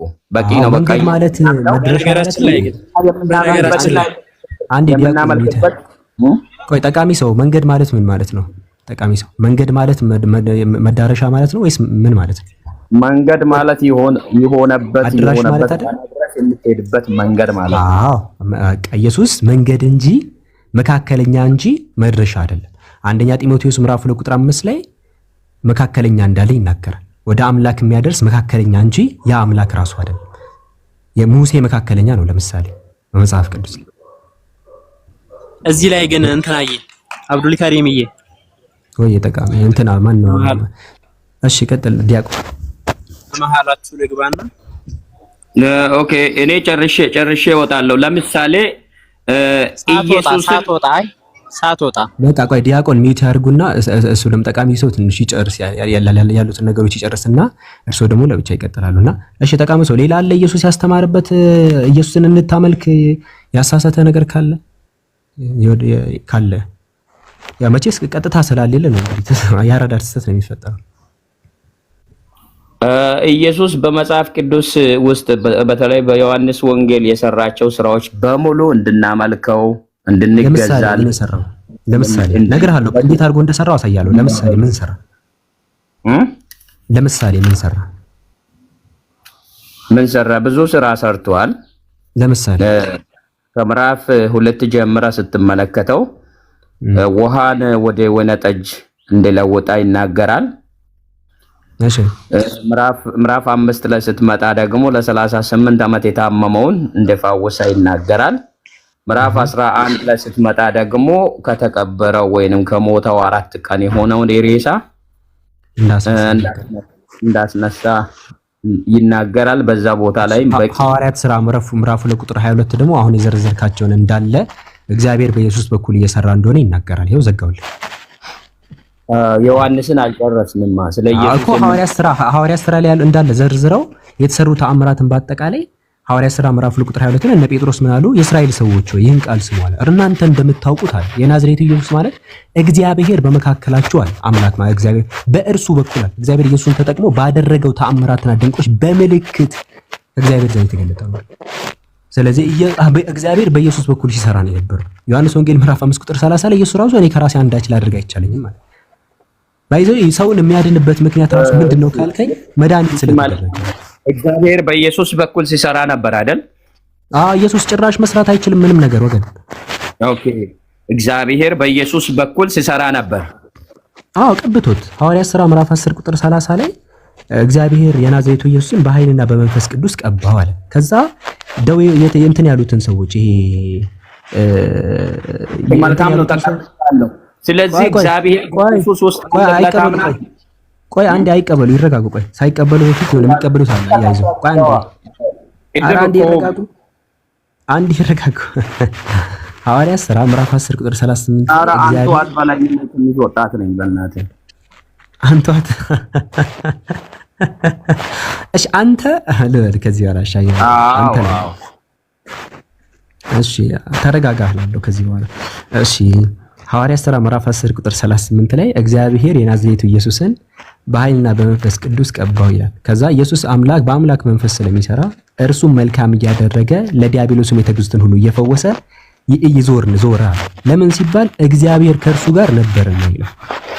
ስለዚህ አምላክ ከእሱ ጋር ነበርና የተባለ አብሮት ይዞር ነበር ማለት አይደለም። አምላክ እያገዘው ይሰራ ነበር ነው፣ ይፈውስ ነበር። እግዚአብሔር ከእርሱ ጋር ነበርና ይላል። ስለዚህ ኢየሱስ እያንዳንዱ የሚያደርጋቸው ነገሮች በአጠቃላይ በአምላክ ኃይል እንጂ በከራሱ ፍጡር እንዴት በአምላክ ኃይል ይሰራ? በራሱ እንዴት ይሰራ ተታስቡ። ለዛ እኮ ነው አምላክ ሲያግዘው የነበረው። ኦኬ መልካም ነው። አንተ ስብከት አደረከው እንጂ እኮ ቀለል አድርጌ ጠይቄክ ነበር። አሁንም ደግሜ ልጠይቅህ። ለምሳሌ ኢየሱስ ክርስቶስ እንደዚህ ነገሮችን ሁሉ በሚያደርግበት ጊዜ ኢየሱስ አላደረገም ብዬ እኮ መለስኩለት። ጠቃሚ ሰው እባክዎትን ጠቃሚ ሰው እባክዎትን አምላክ ነው በኢየሱስ በኩል ሲሰራ የነበረው ብዬ ሁለት ጥቅሶችን ጠቀስኩለት እኮ። ኢየሱስ ይሄን ሲያደርግ ብለው ሲነሱ ነው ኢየሱስ በራሱ ምንም ማድረግ አይችልም። ሐዋርያት 10:38 ላይ ለምሳሌ ዲያብሎስ የተገዙትን ሁሉ እየፈወሰ ይላል። አሁን እርሱ ያነሱት ምንድነው? የተጎዳችን ሴት ያውን ለምሳሌ 12 ዓመት ሲደም ሲፈሳት የነበረችው ሴት ፎር ኢንስታንስ እነዚህም በአጠቃላይ ተአምር ሲሰራ ነበር። ለምን ሲባል እግዚአብሔር ከእርሱ ጋር ነበር። አምላክ በሱ በኩል ነበር ሲሰራ የነበረው። እሱም በሉቃስ ውስጥ ነው ያችን ሴት አላነሳውም። እኔ 38 ዓመት ያልጋ ቁራኝ ነበረው ዮሐንስ እሱም እኮ ያው ነው። እሱም እኮ አልጋን ሽባውን ሰውዬ የምትለኝ ሽባውን ሰውዬ ከአልጋ ላይ ተነስ ያለውን ሰውዬ አይደል የምትለኝ? አዎ እሱን ነው። እሱም ደግሞ እዛው ላይ ባይዘው የማቴዎስ ወንጌል ላይ ያብራራል። ማቴዎስ ወንጌል ምዕራፍ 2 ቁጥር 9 ቁጥር ከ6 ጀምሮ እንትን ብትለው ማቴዎስ ምዕራፍ 9 ላይ ካየኸው እዛው እኮ ይናገራል። ኢየሱስ ሰዎቹ አምላክ ስለሆነ ብለው አስበው ነበር። ባይዘው ኢየሱስ ምን አለ? እንደዚህ አይነት ክፉ ሐሳብ እንዳትስቡ አለ። ባይዘው ያንተን ሐሳብ ዲባንክ አድርጉ። ክፉ ሐሳብ እንዴት ታስባላችሁ? ከዛ ቁጥር 6 ላይ ምን አለ? በለሰው ልጅ በምድር ላይ ኃጢአትን ያስተሰርይ ዘንድ ስልጣን እንዳለው እንድታውቁ አለ። በስልጣን ነው ማደርገው አለ። ቁጥር 8 ላይ ህዝቡም ይህን አይተው ተደነቁ። እንዲህ ያለ ስልጣን የሰጠ እግዚአብሔርን አከበሩ። እንዲህ ያለ ስልጣን የሰጠ አምላክን ሲያከብሩ አንተ ደግሞ ላጥ ብለህ ኢየሱስን ታከብራለህ። በጣም ይገርማል። በጣም መልካም ነው። መጽሐፍ ቅዱስ እያነበብክ ስለሆነ አሁንም ደግሜ አንድ ጥያቄ ልጠይቅህ። ኢየሱስ ክርስቶስ የእግዚአብሔር ልጅ ነው ብለህ ታምናለህ? እግዚአብሔር ልጅ እንዴት? ኢየሱስ ክርስቶስ የእግዚአብሔር ነው ስትል የባህሪ ልጅ ነው የምትለኝ ወይስ የጸጋ ልጅነት ነው የምትለኝ? መጽሐፍ ቅዱስ ታነብብኝ አይደለም? መጽሐፍ ቅዱስ አይልም? ይሄንን ያነበብክበት የለም? የእግዚአብሔር ልጅ ሲባል ይለያያል። ለምሳሌ የእግዚአብሔር መጽሐፍ ቅዱስ የእግዚአብሔር ልጅ ሲል ለምሳሌ መለያያቱ ለምን ትሄዳለህ? አሁን እኮ አንተ ወደ ትርጉሙ ነው ሮጥ ብል። አሁን ከኛ ወገን አንዱ አንብቦልህ ትርጉማለሁ ስል ቃል በቃል የጠየኩትን እያልክ ታጣድፋለህ። ግን አንተ ስትጠየቅ አንተ የእግዚአብሔር ልጅ ነህ መጽሐፍ ቅዱስ አንተ የሱ ልጅ ነህ እንዴ? እንዲህ አታድርጉ። አንተ በተባልከው ሴንስ አንተ በተባልከው ሴንስ ሰማ ነበር። በእኛ ሃይማኖት እናንተ ግራ መጋባት ጭራሽ እንደፈጠረ ተረጋጋ። አንዴ ይረጋጉ። አንተ በተባልከው ሴንስ ከሆነ እኛ ግራ ገብቶናል፣ ተቀምጠን ቆይተናል ስትሉ ነበር። እኛ ላመነው እናንተ ለምን እንዴት የእናንተን ቁርአን እኮ ማስተማር ትችላላችሁ። ጨርሷል። አሲያ በቃ ጨርሷል። መጨረሻ አይደለም። አልመለስክልኝማ። በትክክል እየመለስክልኝ እኮ በደንብ በቃ በደንብ መልሻለሁ። እስካሁን የተለያየ ጥቅስ ሲሞክሩ ሄዱት። ለዛ ነው ጨርሰናል። አሁን ዲያቆን ደግሞ ይቀጥላል። እግዚአብሔር ልጅ ማለት ነገራችን መመለስ ስላቃተ ነው። አንተም ችግር የለም። በእስልምና ላይ የሚጠይቃችሁ ጥያቄዎች ነበሩ። ሌላ ጊዜ ገባለሁ። ከላይ ስላሉ ከእሳቸው ጋር ቀጥሎ መልካም ጊዜ ይሁንላችሁ። መልካም ጊዜ ነው። እንግዲህ ሌላ ጊዜ ተዘጋጅተና ጥቅሶችን ምንም አይነት ኢየሱስን አታምልክ፣ ምንም አይነት ማስረጃ የለም፣ እንድትድን እንፈልጋለን። እና ይሄ ነው ያለው ፖይንት። ኢየሱስ እኔ በህይወት ዘመኔ ሁሉ የሚያመልከው ኢየሱስን ነው። እውነትና መንገድ ህይወት በእጁ የያዘውን ሳላመልክ ማንን አመልካለሁ? ዳንኤልም ይናገራል። ሰው እውነትን፣ መንገድን፣ ህይወትን በእጁ የያዘውን አምላኩን ትቶ ሌላ ነገር ሞቶ ተቀብሮ የቀራውን ቢያመልክ ህይወት አያገኝም። ኢየሱስ ማን ነው ከሞት ያስነሳው? ጠቃሚ ሰው ኢየሱስ ማን ነው ከሞት ያስነሳው? ኢየሱስን ማን ነው ከሞት ያስነሳው? አብ ነው። እሱን መጽሐፍ ቅዱስ የሚለውን እኔ ሁሉንም አምናለሁ። በቃ ባያስነሳው ምን ይሆን ነበረ? ባያስነሳው ምን ይሆን ነበረ? ራሴ አስነሳለሁ ይላል። እሱንም ወደዛም ከመጣ ዮሐንስ ነበር ይላል መጽሐፍ ቅዱስ። ወደ መበስበስ እንዳይመለስ ነው ከሙታን ያስነሳው። እንዴት ነው የሚበሰብስ ነገር የምታመልከው? ከይቅርታ ጋር ወደ መበስበስ እንዳይመለስ ከሙታን አስነሳው ይላል መጽሐፍ ቅዱስ። ወደ መበስበስ ኢየሱስ እንዳይበሰብስ ነው ይላል። ዋናው ነገር መነሳቱ ኃይል ተገልጧል እኮ ኃይሉ በዛው ተገልጧል። አይ በቃ እንዴ ምን ሆነሃል? የሚበሰብስ ነገር እንዴት ነው የሚመለከው? ወገን በስብሷል ይላል። እንዲህ አምላክ በፈቃዱ ፈለጋ ያስነሳው ፈለጋ አምላክ ታዲያ ኃይል ስላለው ነዋ። ኃያል ስለሆነ ኢየሱስ ተነሳ እኮ አይደለም፣ እግዚአብሔር አስነሳው ነው የሚለው። እግዚአብሔር እንዳይበሰብስ አስነሳው ነው የሚለው። ይሁን ማንኛውም ይሁን ሌሎቹ ሞቶ ቀርቷል አይደል?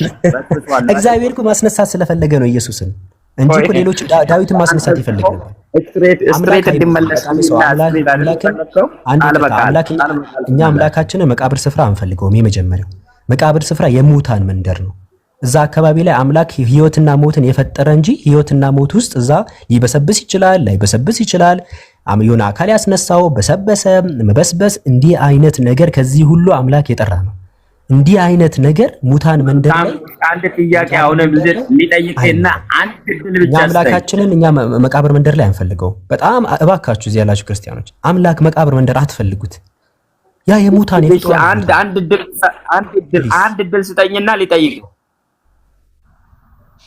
እሺ ይጠይቁ ጠቃሚ ሰው ይጠይቁ። ኦኬ እንደዛ ካልከኝ በሙታን መንደር የለንም ብለሃል። ለምሳሌ ነቢያችሁ ሙት እንደሆነ እንደተቀበረው በስባሽ እንደሆነ ሌሎች ነቢያቶችን በሙሉ እንደበሰበሱ ይናገራል። ኢየሱስ ክርስቶስ ግን በአብ ቀኝ አለ። አላህን የሚያምኑ ሰዎች ሞቷል ኢየሱስ። ቆይ ለኔ አይደል እድል የሰጠኝ? ለምንድን ነው ግራ የምታጋባን? ቆይ ለምንድን ነው ግራ የምታጋባ? እኔ ሙታን መንደር ስል እኮ እኔ ያወራሁት አይደል? እኔ አልተረዱኝም። እኔ ሙታን መንደር ስል የሚሞት ነገር አይደለም አምላክ። ሙታን መቃብር ውስጥ ምናምን የምትገባው ስትሞት ነው። አምላክ ሊሞት አይችልም። ኢየሱስ ሞት አላላችሁ? በቃ እንዲህ ሙታን በሞት ይሄ ነገር እንዲህ እንዴት መቃብር ስፍራ ውስጥ ምናምን አይኖርም። ሲጀመር አምላክ እኔ ስለ ይሄ ነው ጭራሽ ሲጀመር መሞት ህያው እኮ ነው፣ ዘላለማዊ ህያው ነው። እንዲህ መሞት ኦኬ መልካም ነው ተቀብያለሁ። አምላክ ነብዩ ሰለላሁ ዐለይሂ ወሰለም ብለናል። አንዴ ይቅርታ ነብዩ መሐመድ ብለናል። እኛ ነብዩ መሐመድ ፍጡር ናቸው ብለናል ነው ይሞታሉ እንዴ? ግልጽ እኮ ነው እንዴ። እስቲ ነብዩ መሐመድ አይሞቱ የሚል ሰው ካለ ከእስልምና ይወጣል። ባይዞይ እንዴ ፍጡር እንዴት ነው የማይሞተው? እሺ እንደዛ ከሆነ ከአምላክ ውጭ ማይሞት የለም። ኢየሱስም ይሄው በእናንተ ትምህርት መሰረት ሞት ታች ግፋብል ወደ 500 የተጠጋ ሰው አለና እድል ከሰልጣኝ ጠቃሚ ሰው አንዴ አሁን ቆይ ግልጽ እንዲሆንሉት አብ ሞቷል። ጠቃሚ ሰው አብ ሞቷል። አብ አልሞተም። በቃ እዚህ ጋር ቢግ ዲፈረንስ አይታል። ትልቅ ልዩነት አለ። እሱ አልሞተም አስነሽ ነው አይደል? ደግሞ ለመጠየቅ የፈለኩት ይለያያል። አንደኛው መቃብር ስፍራ ነው የሚገኘው፣ አንደኛው ደግሞ ያስነሳል አይሞትም። እኛም ጋር በተመሳሳይ መልኩ ነው።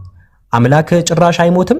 ፍጡራኖች አሉ እነሱ ያስነሳቸው። እድሉን ለምንድን ነው ሰፋ አድርገህ ማሰጠኝ? ለምንድን ነው የምታጣድፈኝ? ቆይ እያጠራው እንዲሄድ ነው። አሁን ይቀጥሉ። በቃ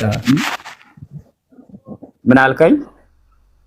ጥያቄ ጠየቁ መለስኩሎት። ጠቃሚ ሰው አልጠየቅኩም። ጠይቄ አልጨረስኩም እኮ ገና ሊጠይቅ እየሆንኩኝ አንተ በመሀል ጣልቃ እየገባ እሺ ቅድምም አንተም ነክተሃል። ለምሳሌ እኔ በእናንተ አስተምሮ ውስጥ ወይንም በእናንተ ሃይማኖት ውስጥ ለመዳን ከፈለኩኝ ሌላ ነብይ ነው ምንድነው የሚባለውን አፌ ውስጥ ሳላስገባ በቀን 5 ጊዜ ስሙን ሳልጠራ አላህ ብቻ ብዬ መዳን ይችላለሁ? ለታ አላህ ብቻ ብለህ? አዎ ነቢያቶች ነው በእናንተ ውስጥ ያሉት ነቢያቶች በሙሉ አልጠራቸውም፣ አፌ ውስጥ አላስገባቸውም። አላህን ብቻ ለመጥራት ማለት መልእክተኞችን ክደህ ነው? አላህ ነው መልእክተኞች ሞቶ የሉም እንዴ እኮ ክደሃቸው ነው። እነሱ በመልእክተኛ በአምላክነት ደረጃ አይደለም፣ በመልእክተኛ ደረጃ ማትቀበላቸው። መልእክታቸውን እቀበላለሁ። መልእክተኛ መሆናቸውን የአምላክ መልእክተኛ መሆናቸውን አትቀበልም? መልእክተኛ መሆናቸውን እቀበላለሁ፣ መልእክታቸውን እቀበላለሁ። ግን ሞቶ ስለቀሩ ስማቸውን መጥራት አልፈልግም። እንዴ ፍጡራኖች እኮ እንዴት ነው የማይሞቱት ሲጀመር? ስለዚህ ለምንድን ነው በቀን 5 ጊዜ አይደለም የምትጠራው? ስለዚህ አይደለም መልእክተኛ ናቸው። እስኪ ምን ብለን ነው የምንጠራው? ለምሳሌ አሽሃዱ አን ላ ኢላሃ ኢላላህ ወአሽሃዱ አነ ሙሐመድ ረሱሉላህ የነቢ መሐመድ የአላህ መልእክተኛ መሆናቸውን መሰክራለሁ ነው ብለህ የምትናገረው። እንደዚህ ሲጀምር ይሄ ነው የነቢያት የምትናገረው። ለምሳሌ አንዴ ላስተምሩት አንዴ ጠቃሚ የሆነ ነገር ስተዋል። አንዴ ይረጋጉ። አንዴ ከሁሉም ሃይማኖት ሳይወጡ በፊት ሊያዙት። አንዴ ብቻ ከሁሉም ሃይማኖት እንዳይወጡ ማለት ነው። ነቢያትን በመልእክተኝነት መቀበል እኔ ኢየሱስ የሞተን ሰው ነው። አሁን ከሁሉም ሃይማኖት ልትወጣ ስለሆነ አንዴ ላስተምሩት ይረጋጉ። ኦሪት ዘጸአት ምዕራፍ 14 ቁጥር 31 ላይ ህዝቡም እግዚአብሔርን ፈሩ በእግዚአብሔርና በባሪያው በሙሴ አመኑ ይላል። ስለዚህ በእግዚአብሔርና በባሪያው በሙሴ አመኑ። ስለዚህ በሙሴ ያምናሉ። ሞተ አልሞተ ምናምን መልእክተኛ እንደሆነ ታምናለህ። እኛም ነብዩ ሰለላሁ ዐለይሂ ወሰለም መልእክተኛ ናቸው ብለን የምንመሰክረው እንጂ አምላክ ነው ብለን ማንም አካል በፍጡር ስም እንደዚህ እድናለሁ የሚል ሐሳብ በቃ ግን መልእክተኛነቱን መመስከር አለብህ። መዳን አሁን ሙሴን ስም አንጠራም። በቀን 5 ጊዜ የመጥራት ግዴታም አላረፈብንም አልወደቀብንም አንጠራም። መልእክተኛ መሆኑን ማመን አለብህ። እኛ ጋር መልእክተኛ መሆኑን መመስከር አለብህ። መልእክተኛ ነው። መልእክተኛ መሆኑን አምናለሁ። በመልእክቱ አምናለሁ። ለሰዎችን ማስረዳት አለብህ። ለህዝብ ማድረስ አለብህ መልእክተኛ መሆኑን። እኔ በመልእክቱ ነው የሚያምነው። ህይወትን ለማግኘት በመልእክቱ አምናለሁ እንጂ በሞታው ሰው የሞታውን እንደዚህ ለምሳሌ ይሄ በሙሴ ትክዳለህ አንተ ጠቃሚ ሰው እዚህ ጋር ያዝህና በነገራችን ላይ ይሄን አንቀጽ እዚሁ አብራችሁ ይዩት። አንዴ ቆይ ዲያቆን እንደዛ የለም ባይዘው ይሄ በመልእክተኞቹን ክዶ መዳን የሚባል ነገር የለም። እሺ አይደለም አሁን ከሙሉ ሐሳብ አንዴ ዲያቆን ለብቻው ይቀጥላሉ። አንዴ ቆይ ለብቻው ይቀጥላሉ። እሺ ጠቃሚ ሰው እንደዛ ነው ያለው ፖይንት እና ጠቃሚ ሰው እንድትድን እንፈልጋለን። ኢየሱስ አምላክ ነው የሚል ነገር የለም። ማመን ማለት ኢየሱስ መልእክተኛ ነው።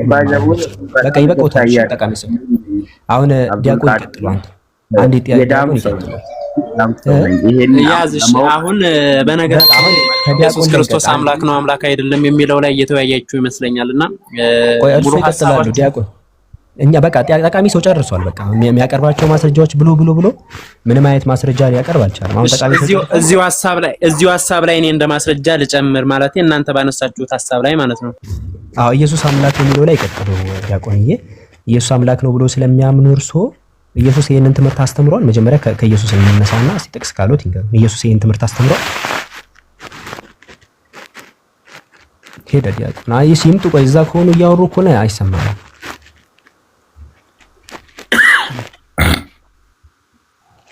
ባይዘው እዚህ ያላችሁ ክርስቲያን ወገኖች ካላችሁ በቃ ይሄ ነው ኢየሱስ አምላክ ነው ብላችሁ ታምናላችሁ፣ ግን ምንም ጥቅስ የለም።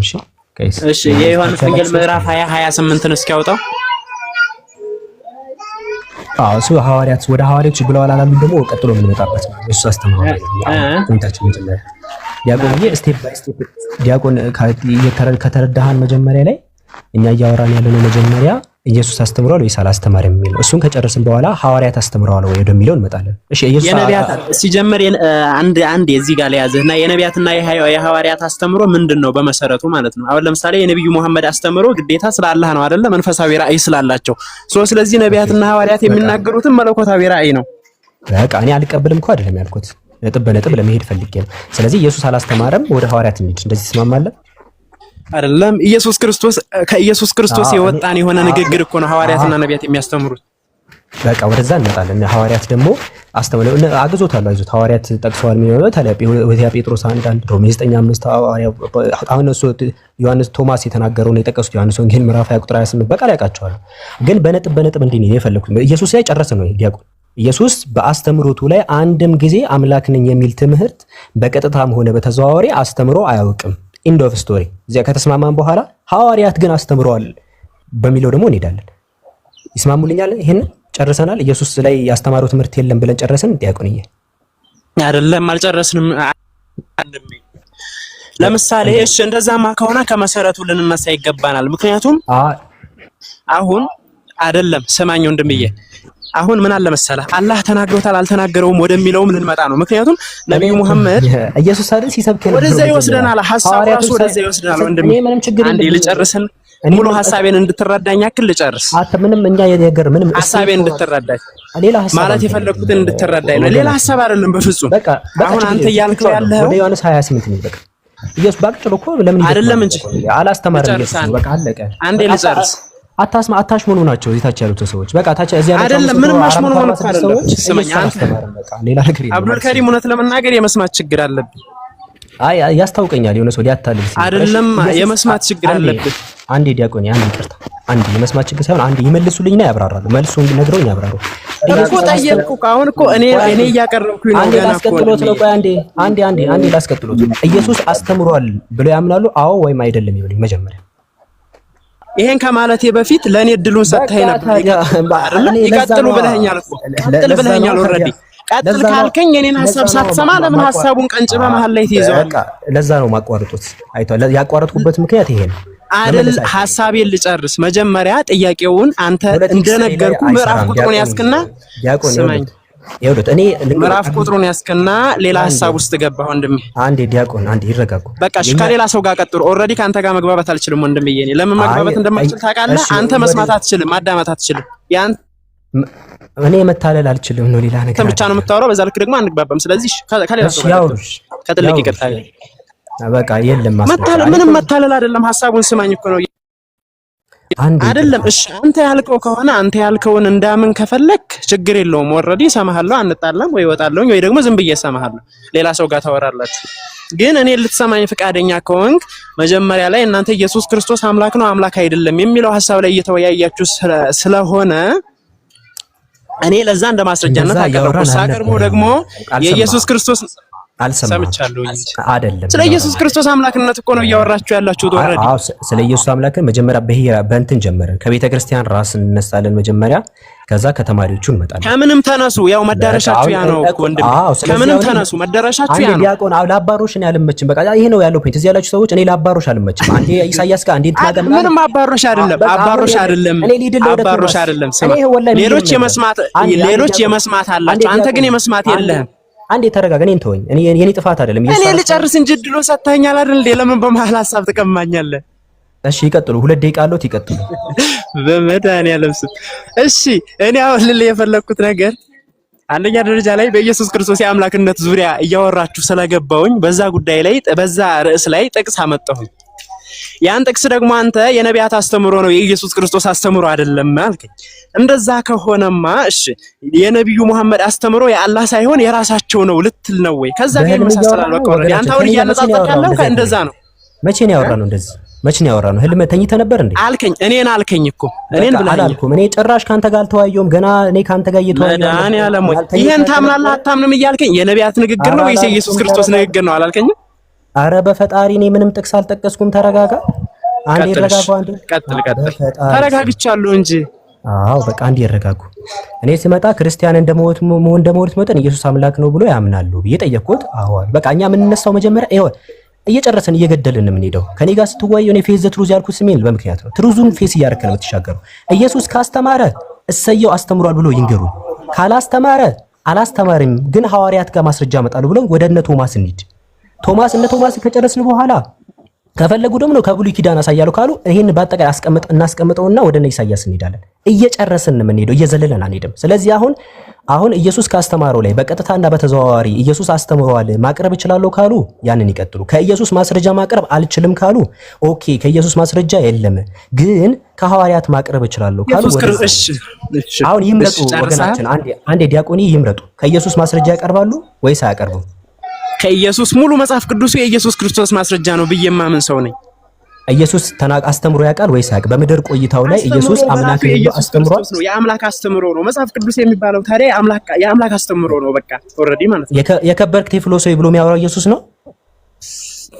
አሁን የሰው አይደለም። የከበርክ ቴዎፍሎስ ከመጀመሪያው በአይናይቱና የቃል አገልጋዮች ሆኑት እንዳስተላልፉን ብሎ የሚያወራው ኢየሱስ ነው አይደለም። እና ለምን ይክዳሉ? ትልቅ ሰው አይደሉ? ዲያቆን አይደሉ? ለምን አልካድኩኝም። ተረጋጋ እስኪ። በጣም መረጋጋት ያንሳል ወንድምዬ፣ ማርያምን በጣም መረጋጋት ነው የሚያንስ። አዎ ለማታለል በጣም ነው ማለት ነው። ምንም ማታለል አይደለም። ለምን ትታለላለህ አንተ? በራስህ ኮንፊደንስ ካለህ እኮ አትታለልም። እኔ ለምሳሌ ሁሱ ጋር ማስረጃ ስማኝ፣ ከነሁሱ ጋር አውርቻለሁ። ስማኝ አንዴ አድምጠኝ። ከሌሎቹም ጋር አውርቻለሁ፣ ግን እንዳንተ እንዳፍ አይቀሙም። ለምን ተረጋግተህ አትሰማም? ከዛ በኋላ አረ ይረጋጋው አንዴ ይረጋጋ። መድኃኒዓለም ኧረ ራስህ ተረጋጋ እስኪ። መጀመሪያ አንተ ተረጋጋና ስማኝ። የመስማት እኮ ሀሳቡ የለም። ልትሰብክ ነው እንደ መጣው? ቆይ ልታስተምር ነው ልትወያይ ነው የመጣው? አንተ እኮ ስለ መጽሐፍ ቅዱስ አሁን መምህር እየሆንክ ነው። ተረዳኸኝ? እኔ አላልኩም ማስረጃ ስጠኝ ነው ያልኩት። 2 ደቂቃ ሰጠኝ።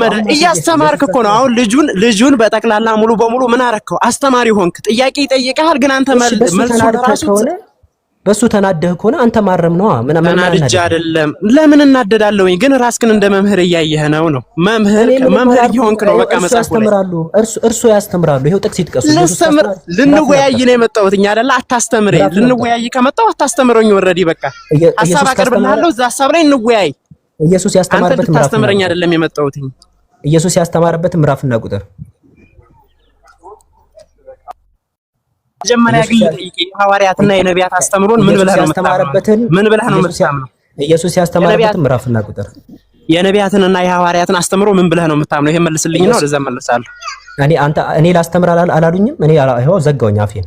ኢየሱስ ያስተማረበትን ምዕራፍና ቁጥር ጥያቄ እኮ ጠየቅኩ። አሁን እኮ ልጁን አታስተምረው ዝም ብለህ አላለኝ? ዝም አልኩኝ። ምዕራፍና ቁጥር ይስጡኝ ኢየሱስ ያስተማረበትን። የነቢያትንና የሐዋርያትን አስተምሮ ከምን አንጻር ነው የምታየው አልኩ። እሺ ኢየሱስ ያስተማረበትን ምዕራፍና ቁጥር ልንግባባ አንችልም። በቃ አንተና እኔ የነቢያትና የሐዋርያትን አስተምሮ ምንድን ብለህ ነው የምትወስደው አንተ? ኢየሱስ ያስተማረበትን ካለ እባክዎት ካለ የኔን ጥያቄ መልስልኝ እንጂ። እሺ የሙሐመድን አስተምሮ ምን ብለህ ነው የምትወስደው አንተ? አምላካዊ ቃል ብለህ ነው የአምላክ አስተምሮ ብለህ ነው የምትወስደው ወይስ? ተናዷል። ሌላ ክርስቲያን ካለ በቃ ዲያቆን ያስተማረበት ክፍል የለም። በቃ ይሄ ነው። ይሄንን ነው መናገር ያልቻሉት። መመለስ ካልቻልክ ወንድሜ መመለስ ካልቻልክ ሌላ ሰው መመለስ ይችላል። ከሐዋርያት እንሂድ። በቃ ወደ ሐዋርያት ኢየሱስ ጋር እንግዲህ የለም። ከሐዋርያት ጥቀስ አለ እንጂ በየለም። አሁን ይሄን ያህል ሲሳደቡ የነበረው እኮ ስላሌለ ነው። እኔ ሰደቡኝ። ለምን እሳደባለሁ? እኔ በህይወቴ ሰውን አልሳደብም። የማስረጃ በህይወቴ ሰውን አልሳደብም። አንተ እንደዚህ ምንም አልተረፍኩም እኮ በቃ ከራስ ከጥፍር እስከ በቃ ወንድሜ ያው ካንተ ጋር መግባባት አንችልም። በቃ በጣም ይቅርታ። እሺ ካስቀየምኩሽ ሰደብከኝ ካልከኝም በጣም ይቅርታ። መግባባት አንችልም ካንተ ጋር አናወራም። ወደ ኢየሱስ ነው ሄድኩሎት ወደ ኢየሱስ ሰድበኸኛል እያልከኝ ስለሆነ በጣም ይቅርታ። በቃ መወያየት ሰበብ እያፈላለክ ነው አይደለም? በፍጹም ማርያምን አንተ ምን እንደምትጠቀም ታውቃለህ? ምን ነው የምትጠቀመው መሰለህ? አንተ በጣም የሆነ አረ በፈጠሽ 2 ደቂቃ ሰጥቻለሁ። ደስ ያለን ካወራህ በኋላ ወደ ማስረጃው እንሄዳለን። 2 ደቂቃ ሰጥቻለሁ። የመሰለን አወራ። ለምን የመሰለኝን አወራለሁ? አንተ በጣም እሺ እንዳስተያየት ልስጥህ፣ እኔ የራሴን ሐሳቤ ልስጥህ። ከዛ በኋላ ታወራለህ። 2 ደቂቃ ሰጥተኸኛል። አንደኛ ደረጃ ላይ ስታወራ ከሰዎች አንደበት መንጠቁ ይቅርብህ። ሰዎች ሐሳባቸውን ሳይጨርሱ የራስክን ማስረጃ ታቀርባለህ። ተረዳኝ። ሰዎች እኮ ኦልሬዲ አውርተው አልጨርሱም። እኔን ተወኝ። 2 ደቂቃ እኮ ሰጥተኸኛል እንዳወራ። 2 ደቂቃ እኮ ሰጥተኸኛል እንዳወራ። ስለዚህ ላውራና ከዛ ትቀጥላለህ። ላውራና ትመልስልኛለህ። አሁን የምትመልስልኝ መልስ ቁጭ አድርገህ ስደበኝ እኮ አይደለም ያልኩህ ጀለስ ጤና የለውም እንዴ ሰውዬ? ቁጭ ብለህ ስደበኝ አይደለም ያልኩህ። የፈለከው ነው። ለምን እሰድብሃለሁ? አንተ ራስ እውነት ለመናገር ማለት ነው። እሺ በቃ አሲያ ተናዶ የገባ ሰው አታስገቢ። በቃ ይበቃሃል ዲያቆን። በቃ ማስረጃ የለም ነው። በቃ ይሄ ራስህ የለህም። ራስህ ማስረጃ የለህም። ሲጀምር ላለመጠየቅ ስትል ሐሳቦችን በሌላ ሐሳብ እየሸፈንክ ነው ወዳጅ። ከልጁ እኮ ክርስቲያን ልጅ ሲወያይ እርሶ ኢየሱስ አምላክ ነው የሚለውን ማስረጃ መስጠት እሰጣለሁ ብለው ገቡ። እሺ እንግዲያውስ ኢየሱስ አንተና እኔ በዚህ ሁኔታ መግባባት አንችልማ። ከሰዎች አንደበት እየነጥቀክ የራስህን ፍላጎት ነው የምታወራው። ተረዳኝ። ማስረጃ ቢቀርብልህ እንኳን ራሱ ማስረጃውን አትቀበልም። ምክንያቱም ማስረጃው ላይ ሌላ ጥያቄ ትጠይቃለህ። እንዴት መግባባት ይቻላል ካንተ ጋር? ማስረጃ ሲቀርብልህ ማስረጃውን አያይዘህ ጥያቄ ነው የምታቀርበው። መመለስ ነው ታዲያ እንደ መልስ መስጠት ነው። ኦርቶዶክስ መልስ አላት አይደል? እሺ መልስልን። አንተ መልስልን። እሺ እኛ መመለስ አቃተን አይደል? አንተ መልስልን። ኦርቶዶክስ መልስ አላት አይደል? ታዲያ ጥያቄ ለምን ትጠይቅ? አሁን እኮ ተናገርኩ። በቃ እስልምና መልስ አላት አይደል? እስልምና መልስ ካላት መልስ ስጠኝሽ። አይ በቃ ስለ ኢየሱስ ሚዩት አድርገው ይጠብቁ። በቃ ስለ ኢየሱስ መሀል ላይ ያቋርጡን። ስለ ኢየሱስ ማስረጃ የሚሰጡ መስሎ በቃ አሲያ ሚዩት አድርገው። ሌላ ክርስቲያን ስለ ኢየሱስ የሚያወራ ቆንጆ ማንም ሊያወራ አይችልም በዚህ ሁኔታ። በነገራችን ላይ ወንድም ማንም ሊያወራ አይችልም። እርሶስ እንትን ምን ማስረጃ ስላሌሎት ነው ባይዘው እየተሳደበ። እሺ ማስረጃ ላቀርብልህ እችላለሁ። መድኃኒዓለም እሺ ማስረጃ ማለት ነው። ምዕራፍና ቁጥር ኢየሱስ ያስተማረበት ምዕራፍና ቁጥር ባይዘው በጣም ነው ታች ላይ ሲያዳምጠን የነበረው። አሁን ዮሐንስ 14 ላይ በደንብ እየተማማርን ዮሐንስ ወንጌል ምዕራፍ 10 ላይ ያለውን በደንብ እንትን ስንል ልጁ በቃ ጭሶ ነው ያለው ታች ማለት ነው። በቃ ይሆናል አይደል? ላይ ነው ያስመለሰብኝ ሊተራሊ ማለት ነው። ሁለተኛ ዮሐንስ ምዕራፍ 1 ኢየሱስ ያስተማረበትን መጀመሪያ የጴጥሮስን መልእክት ማን ያስተማረው? ጴጥሮስ ምን ያስተማረበት? ጴጥሮስ ምን ነው? እሺ ጴጥሮስ ኢየሱስ ያስተማረበት የለም ይበሉኝና እኔ ወደ ጴጥሮስ ልሂድ። እሺ ኢየሱስ ያስተማረው አሁን በቃ አሁን ኢየሱስ ያስተማረበት በቃ ኢየሱስ አላስተማረም ይበሉ። yes አላሁ አክበር። በስተመጨረሻ እንግዲህ ኢየሱስ አላስተማረም ሊሉ ነው ዲያቆን። እሺ ኢየሱስ አላስተማረም ይበለው ወደ ወዲያ መድኃኒዓለም ቆይ ሰማኝ እስኪ። ሙስሊም አይጠጣም ጠጥተህ ነው እንዴ መጣኸው? በመድኃኒዓለም በቃ ምን አልፈዋለሁ። ይሄኛው ማስረጃ ማርያምን ጠጥተህ የመጣህ እየመሰለኝ ነው ወይ ቅመሃል ማለት ነው። እርግጠኛ ነኝ ምዕራፍና ቁጥር አይዙት ምዕራፍና በመድኃኒዓለም ስም አትሰማም እንዴ? ሰውን ነገር ትንሽዬ ኢየሱስ የተናገረበት ምዕራፍና ቁጥር። ኧረ ከአንተ ጋር መወያየት አልችልም ሲጀምር እኔ ወይ ቅመሃል ወይ መርቀንሃል። በቃ ተውት። ኢየሱስ ያስተማረበት ምዕራፍና ቁጥር። ከአንተ ጋር መወያየት አልችልም ወንድምዬ። መጀመሪያ ተረጋጋና ከራስህ ጋር ሁንና ከዛ በኋላ እናወራለን። ችግር የለውም። በጣም ተረጋጋ። ሰው ገጥሞኛ አያውቅም። ኢየሱስ ያስተማረበት ምዕራፍና ቁጥር። ደህና ሁን እሺ። የለም የለም የለም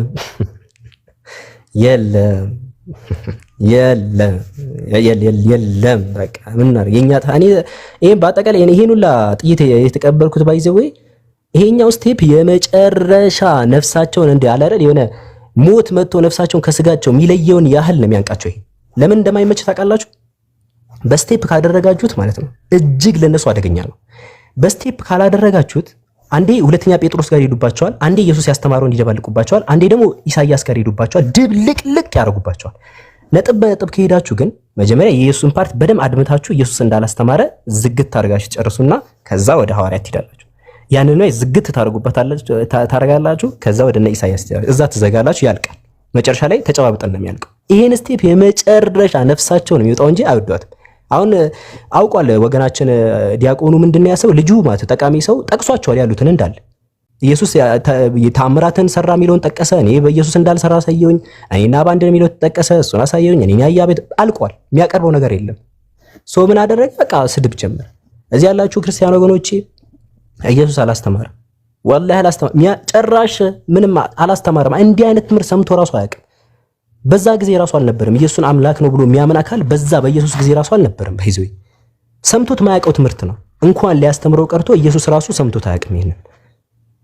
ለዛ ነው ሌላ ነገር ምዕራፍና ቁጥር። አሁንም ታች ያለ ክርስቲያን ካለ አሁንም እባካችሁ ኢየሱስ ያስተማረበት አለ የሚል ክርስቲያን ደፍሮ ምዕራፍና ቁጥር ብቻ እባካችሁ መግባት ይችላል። አንድ ቁጥር ጽፉ።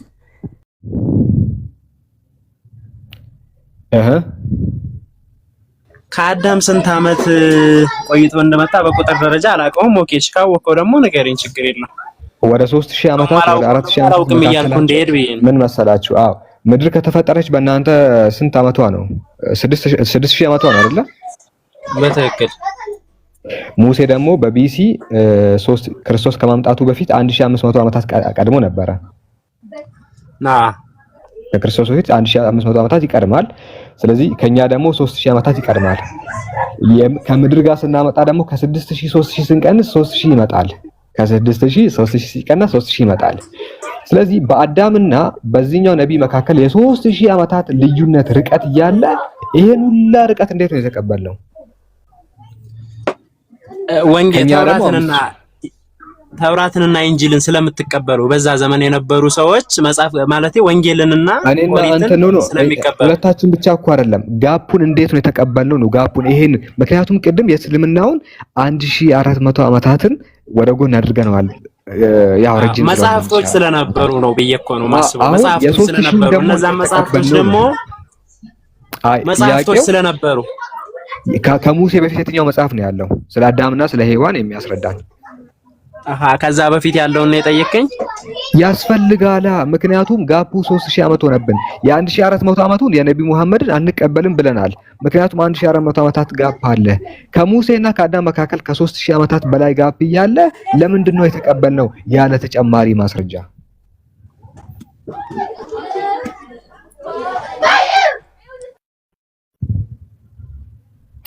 ሐሳቤ ምንድነው? ግን ልንገራችሁ። እሺ አሁን በእኛ ነቢያችን ሙሐመድ ሰለላሁ ዐለይሂ ወሰለም ስለ ቀደምት መለኮታዊ መጽሐፍትም ነቢያትም ተናግረዋል። ግን ደግሞ የዛሬ 1400 ዓመታት ስለመጡ በጣም ዘግይተዋል ምናምን እና 1400 ዓመታት ጋፕ ምናምን ስላለ ከኛ ወደ ጎን አድርገናል። ሌላ ምስክር ያስፈልጋል ብለን ነገር ግን ስለ አዳም ለማመን እኔም እናንተም ስለ አዳም ለማመን መጽሐፍ ቅዱስን ተጠቀምን። ዘፍጥረት 1:2 ላይ 2:3 ላይ ምናምን ገነት ውስጥ ሔዋን እንደዚህ አለችው፣ እባቡ እንደዚህ አላት፣ አዳም እንደዚህ አለው ምናምን ተባባሉ፣ ከገነት ወጡ፣ አፕል በሉ ምናምን የሚል ነገር ጽሁፍ እጃችን ላይ አለ። ይሄ ጽሁፍ የመጣው ከአዳም በኋላ 3000 ዓመታት በላይ ቆይቶ ነው። ከ3000 ዓመታት በላይ በመካከላቸው ጋፕ አለ። ልክ 1400ውን ቅድም የነቢ መሐመድን ጥያቄ ውስጥ እንደከተትነው ሁሉ 3000 ዓመቱ ከ1400 ዓመታት በልጦ ሳለ እንዴት ነው ያኛውን በጣም ጥያቄ ውስጥ መክተት እያለብን አምነን ለምንድን ነው የተቀበልነው የአዳምን የገነት ውስጥ ንግግር ያለ ምንም ተጨማሪ ማስረጃ? ዘመን ለምሳሌ በዚህ ዘመን እኛ የተቀበልነውን እናንሳ። እሱም ያንን የተቀበል ለምሳሌ አንተና እኔ የተቀበልንበትን ዋነኛ ምክንያት እናንሳ አይደለ? ቁርአን ከመውረዱ በፊት ለምሳሌ የተቀበሉትን ሰዎች እናንሳ። ነቢያት ነበሩ። ከቁርአን በፊት ነቢያት ነበሩ። ስቲል በቂ አሁን እኛ ነቢ መሐመድ ላይ ያስቀመጥነውን መስፈርት ሙሴ ላይ እናስቀምጠው ነው ያልነው እኮ። ነቢ መሐመድ ቆይቶ ስለመጣ ወደ ጎን አደረግነው። 1400 ዓመት ስለቆየ ወደ ጎን አደረግነው። ከሙሴም በፊት አብርሃም ይቀድማል አይደል? ይቀድማል፣ ግን መጽሐፍ የለም። ስለ አብርሃም የሚናገር መጽሐፍ የለም እጃችን ላይ አይደለ? ማለትም ከሙሴ በፊት መጽሐፍ ባይኖርም ግን እንደፈለግ እሱን ሲከተሉት ነበር። ምክንያቱም ከሱ ውጪ ማንም አልነበረም። ሙሴ አዳም መኖሩን ታሪክም አይናገርም። ባይዘ ማን ነው ይሄ? አብርሃም መኖሩን ታሪክ አያውቀውም። ቆይ አሁን ሐሳቡን እንትን እናድርገው። በአዳምና በሙሴ መካከል 3000 ዓመታት፣ በጣም 3000 ዓመት ማለት ብዙ ነው። ይሄ ሁላ ጋፕ እያለ ለምንድን ነው የተቀበለው ነው? ጋፑን ሌላ መጽሐፍ ኮንፈርም አላደረገልን። ከሙሴ መጽሐፍ ውጪ ሌላ መጽሐፍ መጥቶ ስለ አዳምና ሔዋን አልነገረንም። ታዲያ 1400 ዓመቱን ጥያቄ ውስጥ ከተን 3000 ዓመቱን ደግሞ ይሁን ብለን ለምን እንቀበለዋለን?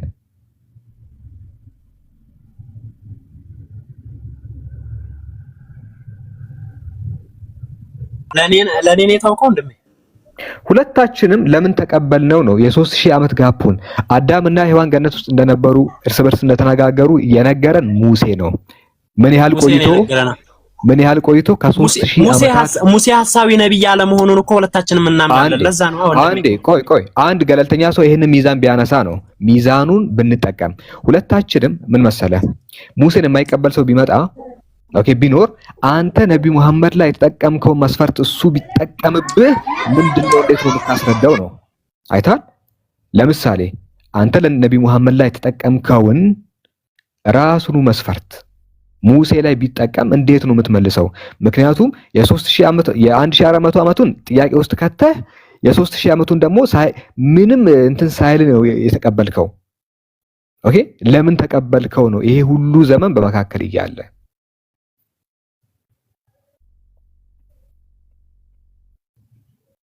ኦኬሽ አሁን ለምሳሌ ይሄን የተቀበልኩበት ዋነኛ ምክንያት ልንገር፣ የራሴን ማለት ነው።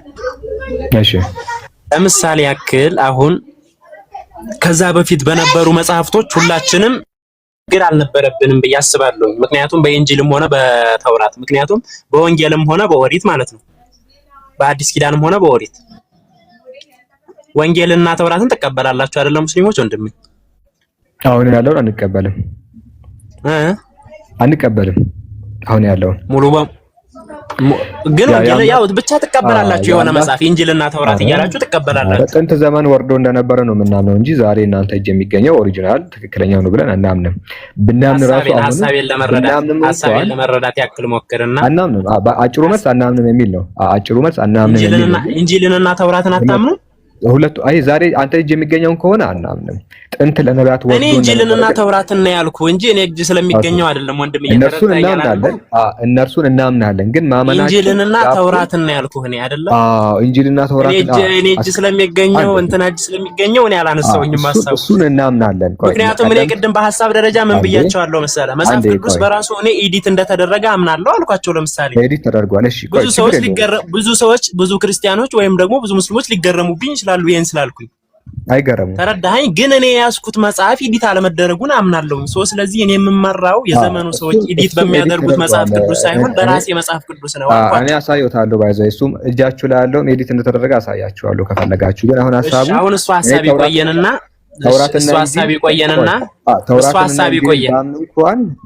ወደ መጀመሪያ ሐሳባችን ቆይ ልመልስላችሁ። ተውራትና ወደ መጀመሪያ ሐሳባችን እንመለስ ወንድሜ። ምክንያቱም ያንኛውን ሐሳብ ልንዘለው አንዴ ተውራትና ኢንጂልን ባምን እንኳን በአዳምና በሙሴ መካከል ያለውን ጋፕ አያጠበውም። አመንኩኝ ተውራትና ኢንጂልን። ይሄ ማለት ግን ስቲል አሁንም በአዳምና በሙሴ መካከል ያለው ይሄ ጋፑ 3000 ዓመት በላይ ጋፑን አያጠበውም። እኔን ግን አልሰማኸኝም። አሁን ያነሳኸው ሐሳብ ባጭሩ ከሙሴ ከኦሪት ሙሴ ጋር ከአዳም ጀምሮ እስከ ሙሴ ያለው ዘመን ሩቅ ዘመን ነው። በዛ ዘመን ደግሞ አብርሃም መጽሐፍ አልነበረውም። ስለዚህ ይሄን ጋፕ እንዴት ልታምነው ነው አይደለ ጥያቄ? እሺ ይሄን ጋፕ እንዴት ልታምነው ነው? እሺ አሁን ይሄን ጋፕ እኔ በዚህ ጋፕ ምክንያት ምንም አይነት ጥያቄ አላነሳም። ምክንያቱም ለምን ጥያቄ እንደማላነሳ ታውቃለህ? ማንኛውም ሰው ኢንጂልና ተውራትን እስከተቀበለ ድረስ እኔ አነሳው አሳምን። አንተ አነሳ አሳምንኛው ምን ብላ አነሳ? እሺ ለምሳሌ አዳም የምርም መኖሩን የሚያሳይ ወይ ደግሞ ገነት ውስጥ አትብላ ተብሎ ሆን ብሎ እንደበላ የሚያሳይ ማስረጃ ፈለኩኝ። ተከልክሎ ከወሪት አለ ከወሪት ላይ አለ። አልፈልግም ከወሪት በፊት አንተ አሁን ለምሳሌ አሁን ባለህበት ዘመን ነው ኦሪት ነገረኝ አልካድኩም እኮ ከኦሪት በፊት ነው። እሺ እንደዛማ ከሆነ እኔ አንድ ጥያቄ ልጠይቅ። አንተ በነብዩ መሐመድ ዘመን አልነበርክም? ቆይ አስጨርሰኝ። አንዴ አስጨርሰኝ ወንድሜ፣ እኔ ሰምቻለሁኝ አይደለ? አንዴ ልጨርስ። አንተ ለምሳሌ የዚህ ዘመን ትውልድ ነህ።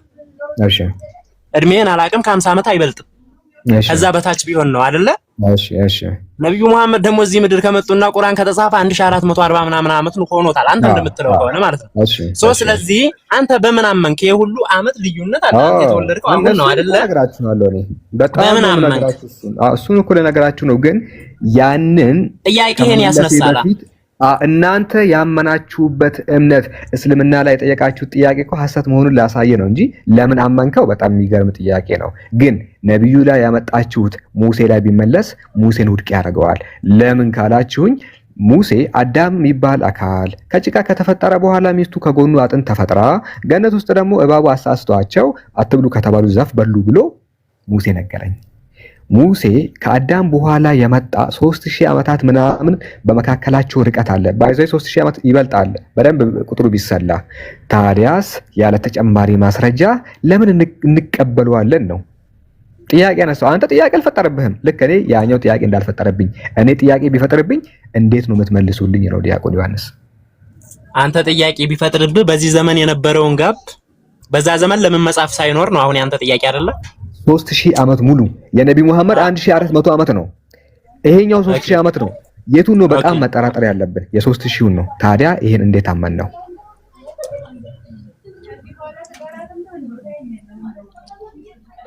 አሁን እኮ ይሄ አጠራጣሪ ያልሆነብኝ ለምሳሌ ለምን መሰለ ወንድሜ? ተጠራጠርኩኝና ጠየቅኩኝ። እንዴት ነው አንተ ተጠራጠርክ? ገብቶኛል። አንተ ተጠራጠርክ። እሺ ይሄ ጋፕ ስላለ እኔን አጠራጠረኝና በዚህ ዘመን የነበረውን ነገር እንዴት ልመን አልከኝ።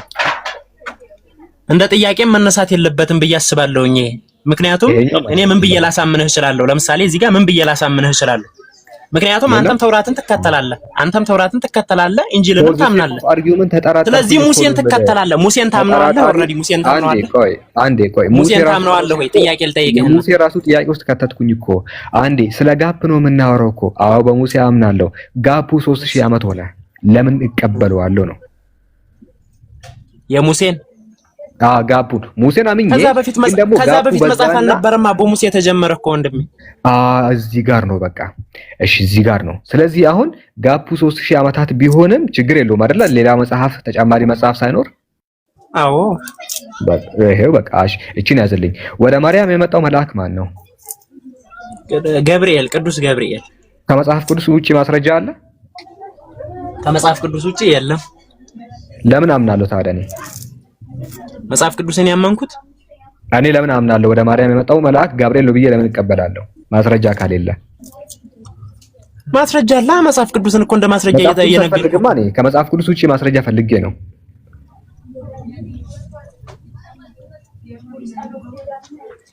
ኧረ ወይኔ። እሺ መጽሐፍ ቅዱስንማ አንተ ነው የምታምነው። እኔ ደግሞ ወደ ማርያም የመጣው መልአክ የምርም ገብርኤል መሆኑን ማወቅ ፈለኩኝና ጠየቅኩኝ። ሉቃስ ወንጌል ምዕራፍ 1 ቁጥር 30 ላይ መልአኩ ገብርኤል የሚል ነገር ሊመጣ ነው። አልቀበሉም እሱን። ሌላ ማስረጃ አለ?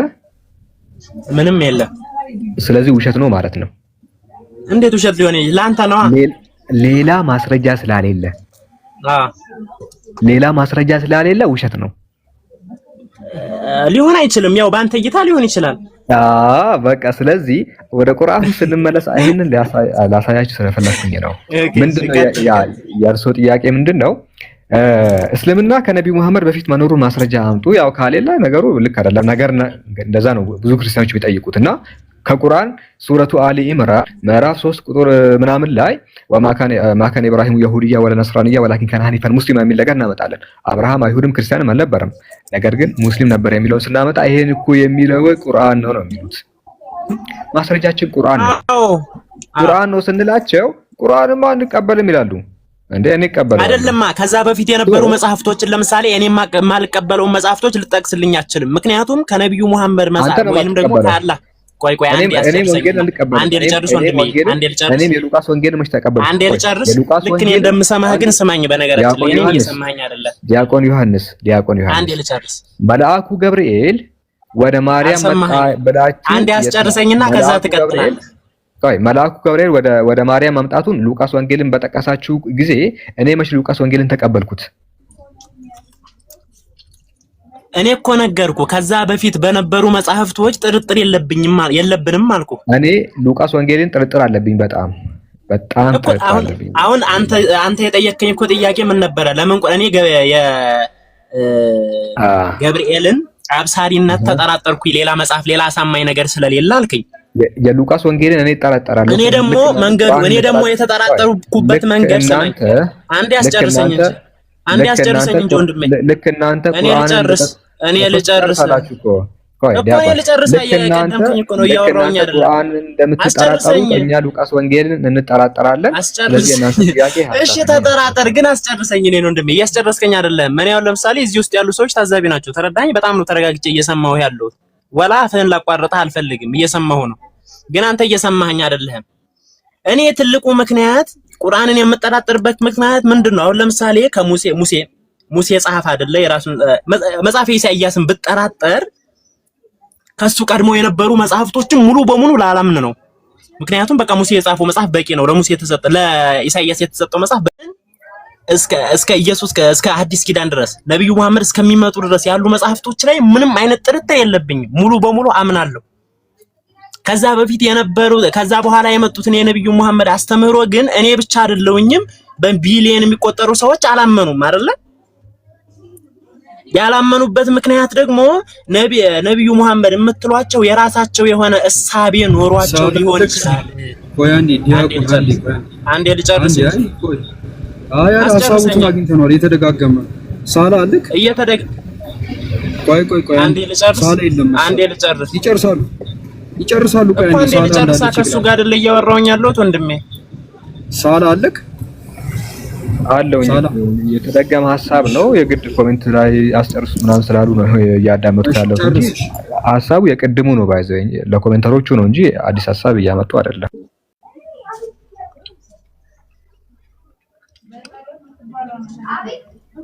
ዲያቆን ሐሳቡን ይጨርሱ። አውሩ። እኔ ከሐሳቡን ጨርሻለሁ። ኦልሬዲ እኮ በመሃል አቋረጥከኝ እንጂ ጨርሼ መናገር ትችል ነበር። በደንብ ጨርሱ። ቆይ እኔ በነብዩ መሐመድ የወረደውን መጽሐፍ አለመቀበሌ ሌላ አይነት ማስረጃ ስለሌለ ነው። ተረዳኸኝ? ምክንያቱም ለምሳሌ ያክል ሙሴ ከጻፈ በኋላ ሙሴ የራሱን መጽሐፍ ከጻፈ በኋላ ከዛ በኋላ የመጡ መጽሐፍቶች የሙሴን መጽሐፍ የሚያመሳክሩ ናቸው። ተረዳኸኝ? የሙሴን መጽሐፍ የሙሴን ሐሳብ የማይቃረኑ ሆነው እናገኛቸዋለን። በዛ ምክንያት የሙሴን መጽሐፍ ይሄኛው ነብይ እውነት እያደረገ ይሄዳል ማለት ነው፣ የሚላከው ነብይ። ከዛ በኋላ እያለ መጽሐፎቹን ሁሉ እየተከተልን ነብዩ መሐመድ ጋር ደረሰ። ነብዩ መሐመድ ጋር ሲደርስ እንደውም ሐሳቡን ግልጽ ለማድረግ ያክል የነብዩ መሐመድ ወይንም ደግሞ ቁርአን የሚባለው መጽሐፍ እውነት የሚያደርገው ነገር እንደ ማስረጃ ምንድነው? እስኪ የቀደሙ መጽሐፍቶችን ያመሳክራል። አንድ የቀደሙ መጽሐፍቶች ተውራትና ኢንጂልን እናንተ የምትከተሏቸው መጽሐፍቶች እንዴት ያመሳክራቸዋል? እንግዲህ ተውራትና ኢንጂልን እናንተ ከተከተላችሁ ማለት ነው። ምክንያቱም የቅድሙ ሐሳብ እያስኬደን ስላልሆነ ከቁርአን ውጪ ምን አይነት ማስረጃ አላችሁ ስላችሁ ለዛ ነገር ሌላ ሐሳብ ስለመጣ ያ ደግሞ ከጭቅጭቅ ውጪ ምንም ሊያሳምነን አልቻለም። ሐሳቡን ግልጽ ለማድረግ ያክል ያንን መጽሐፎች ያመሳክራል። ጃቢር ቆይ በደንብ ጨርሱ። ጃቢር ቆይ በደንብ ጨርሱ። ጨርሻለሁ። አንዴ በቃ መልስ ልስጠውና በደንብ ከጨረሳችሁ ወይ መጨረሳችሁን እርግጠኛ ከሆናችሁ አዳምጡኝ። በመጀመሪያ ደረጃ የቅድሙን ጥያቄ ስጠይቃችሁ በሙሴና በአዳም መካከል 3000 ዓመታት ኖሮ ዝም ብላችሁ አምናችኋል። ምክንያቱም እውነተኛ ነብይ ነው ብዬ ነው የምቀበለው ሙሴ አላችሁ።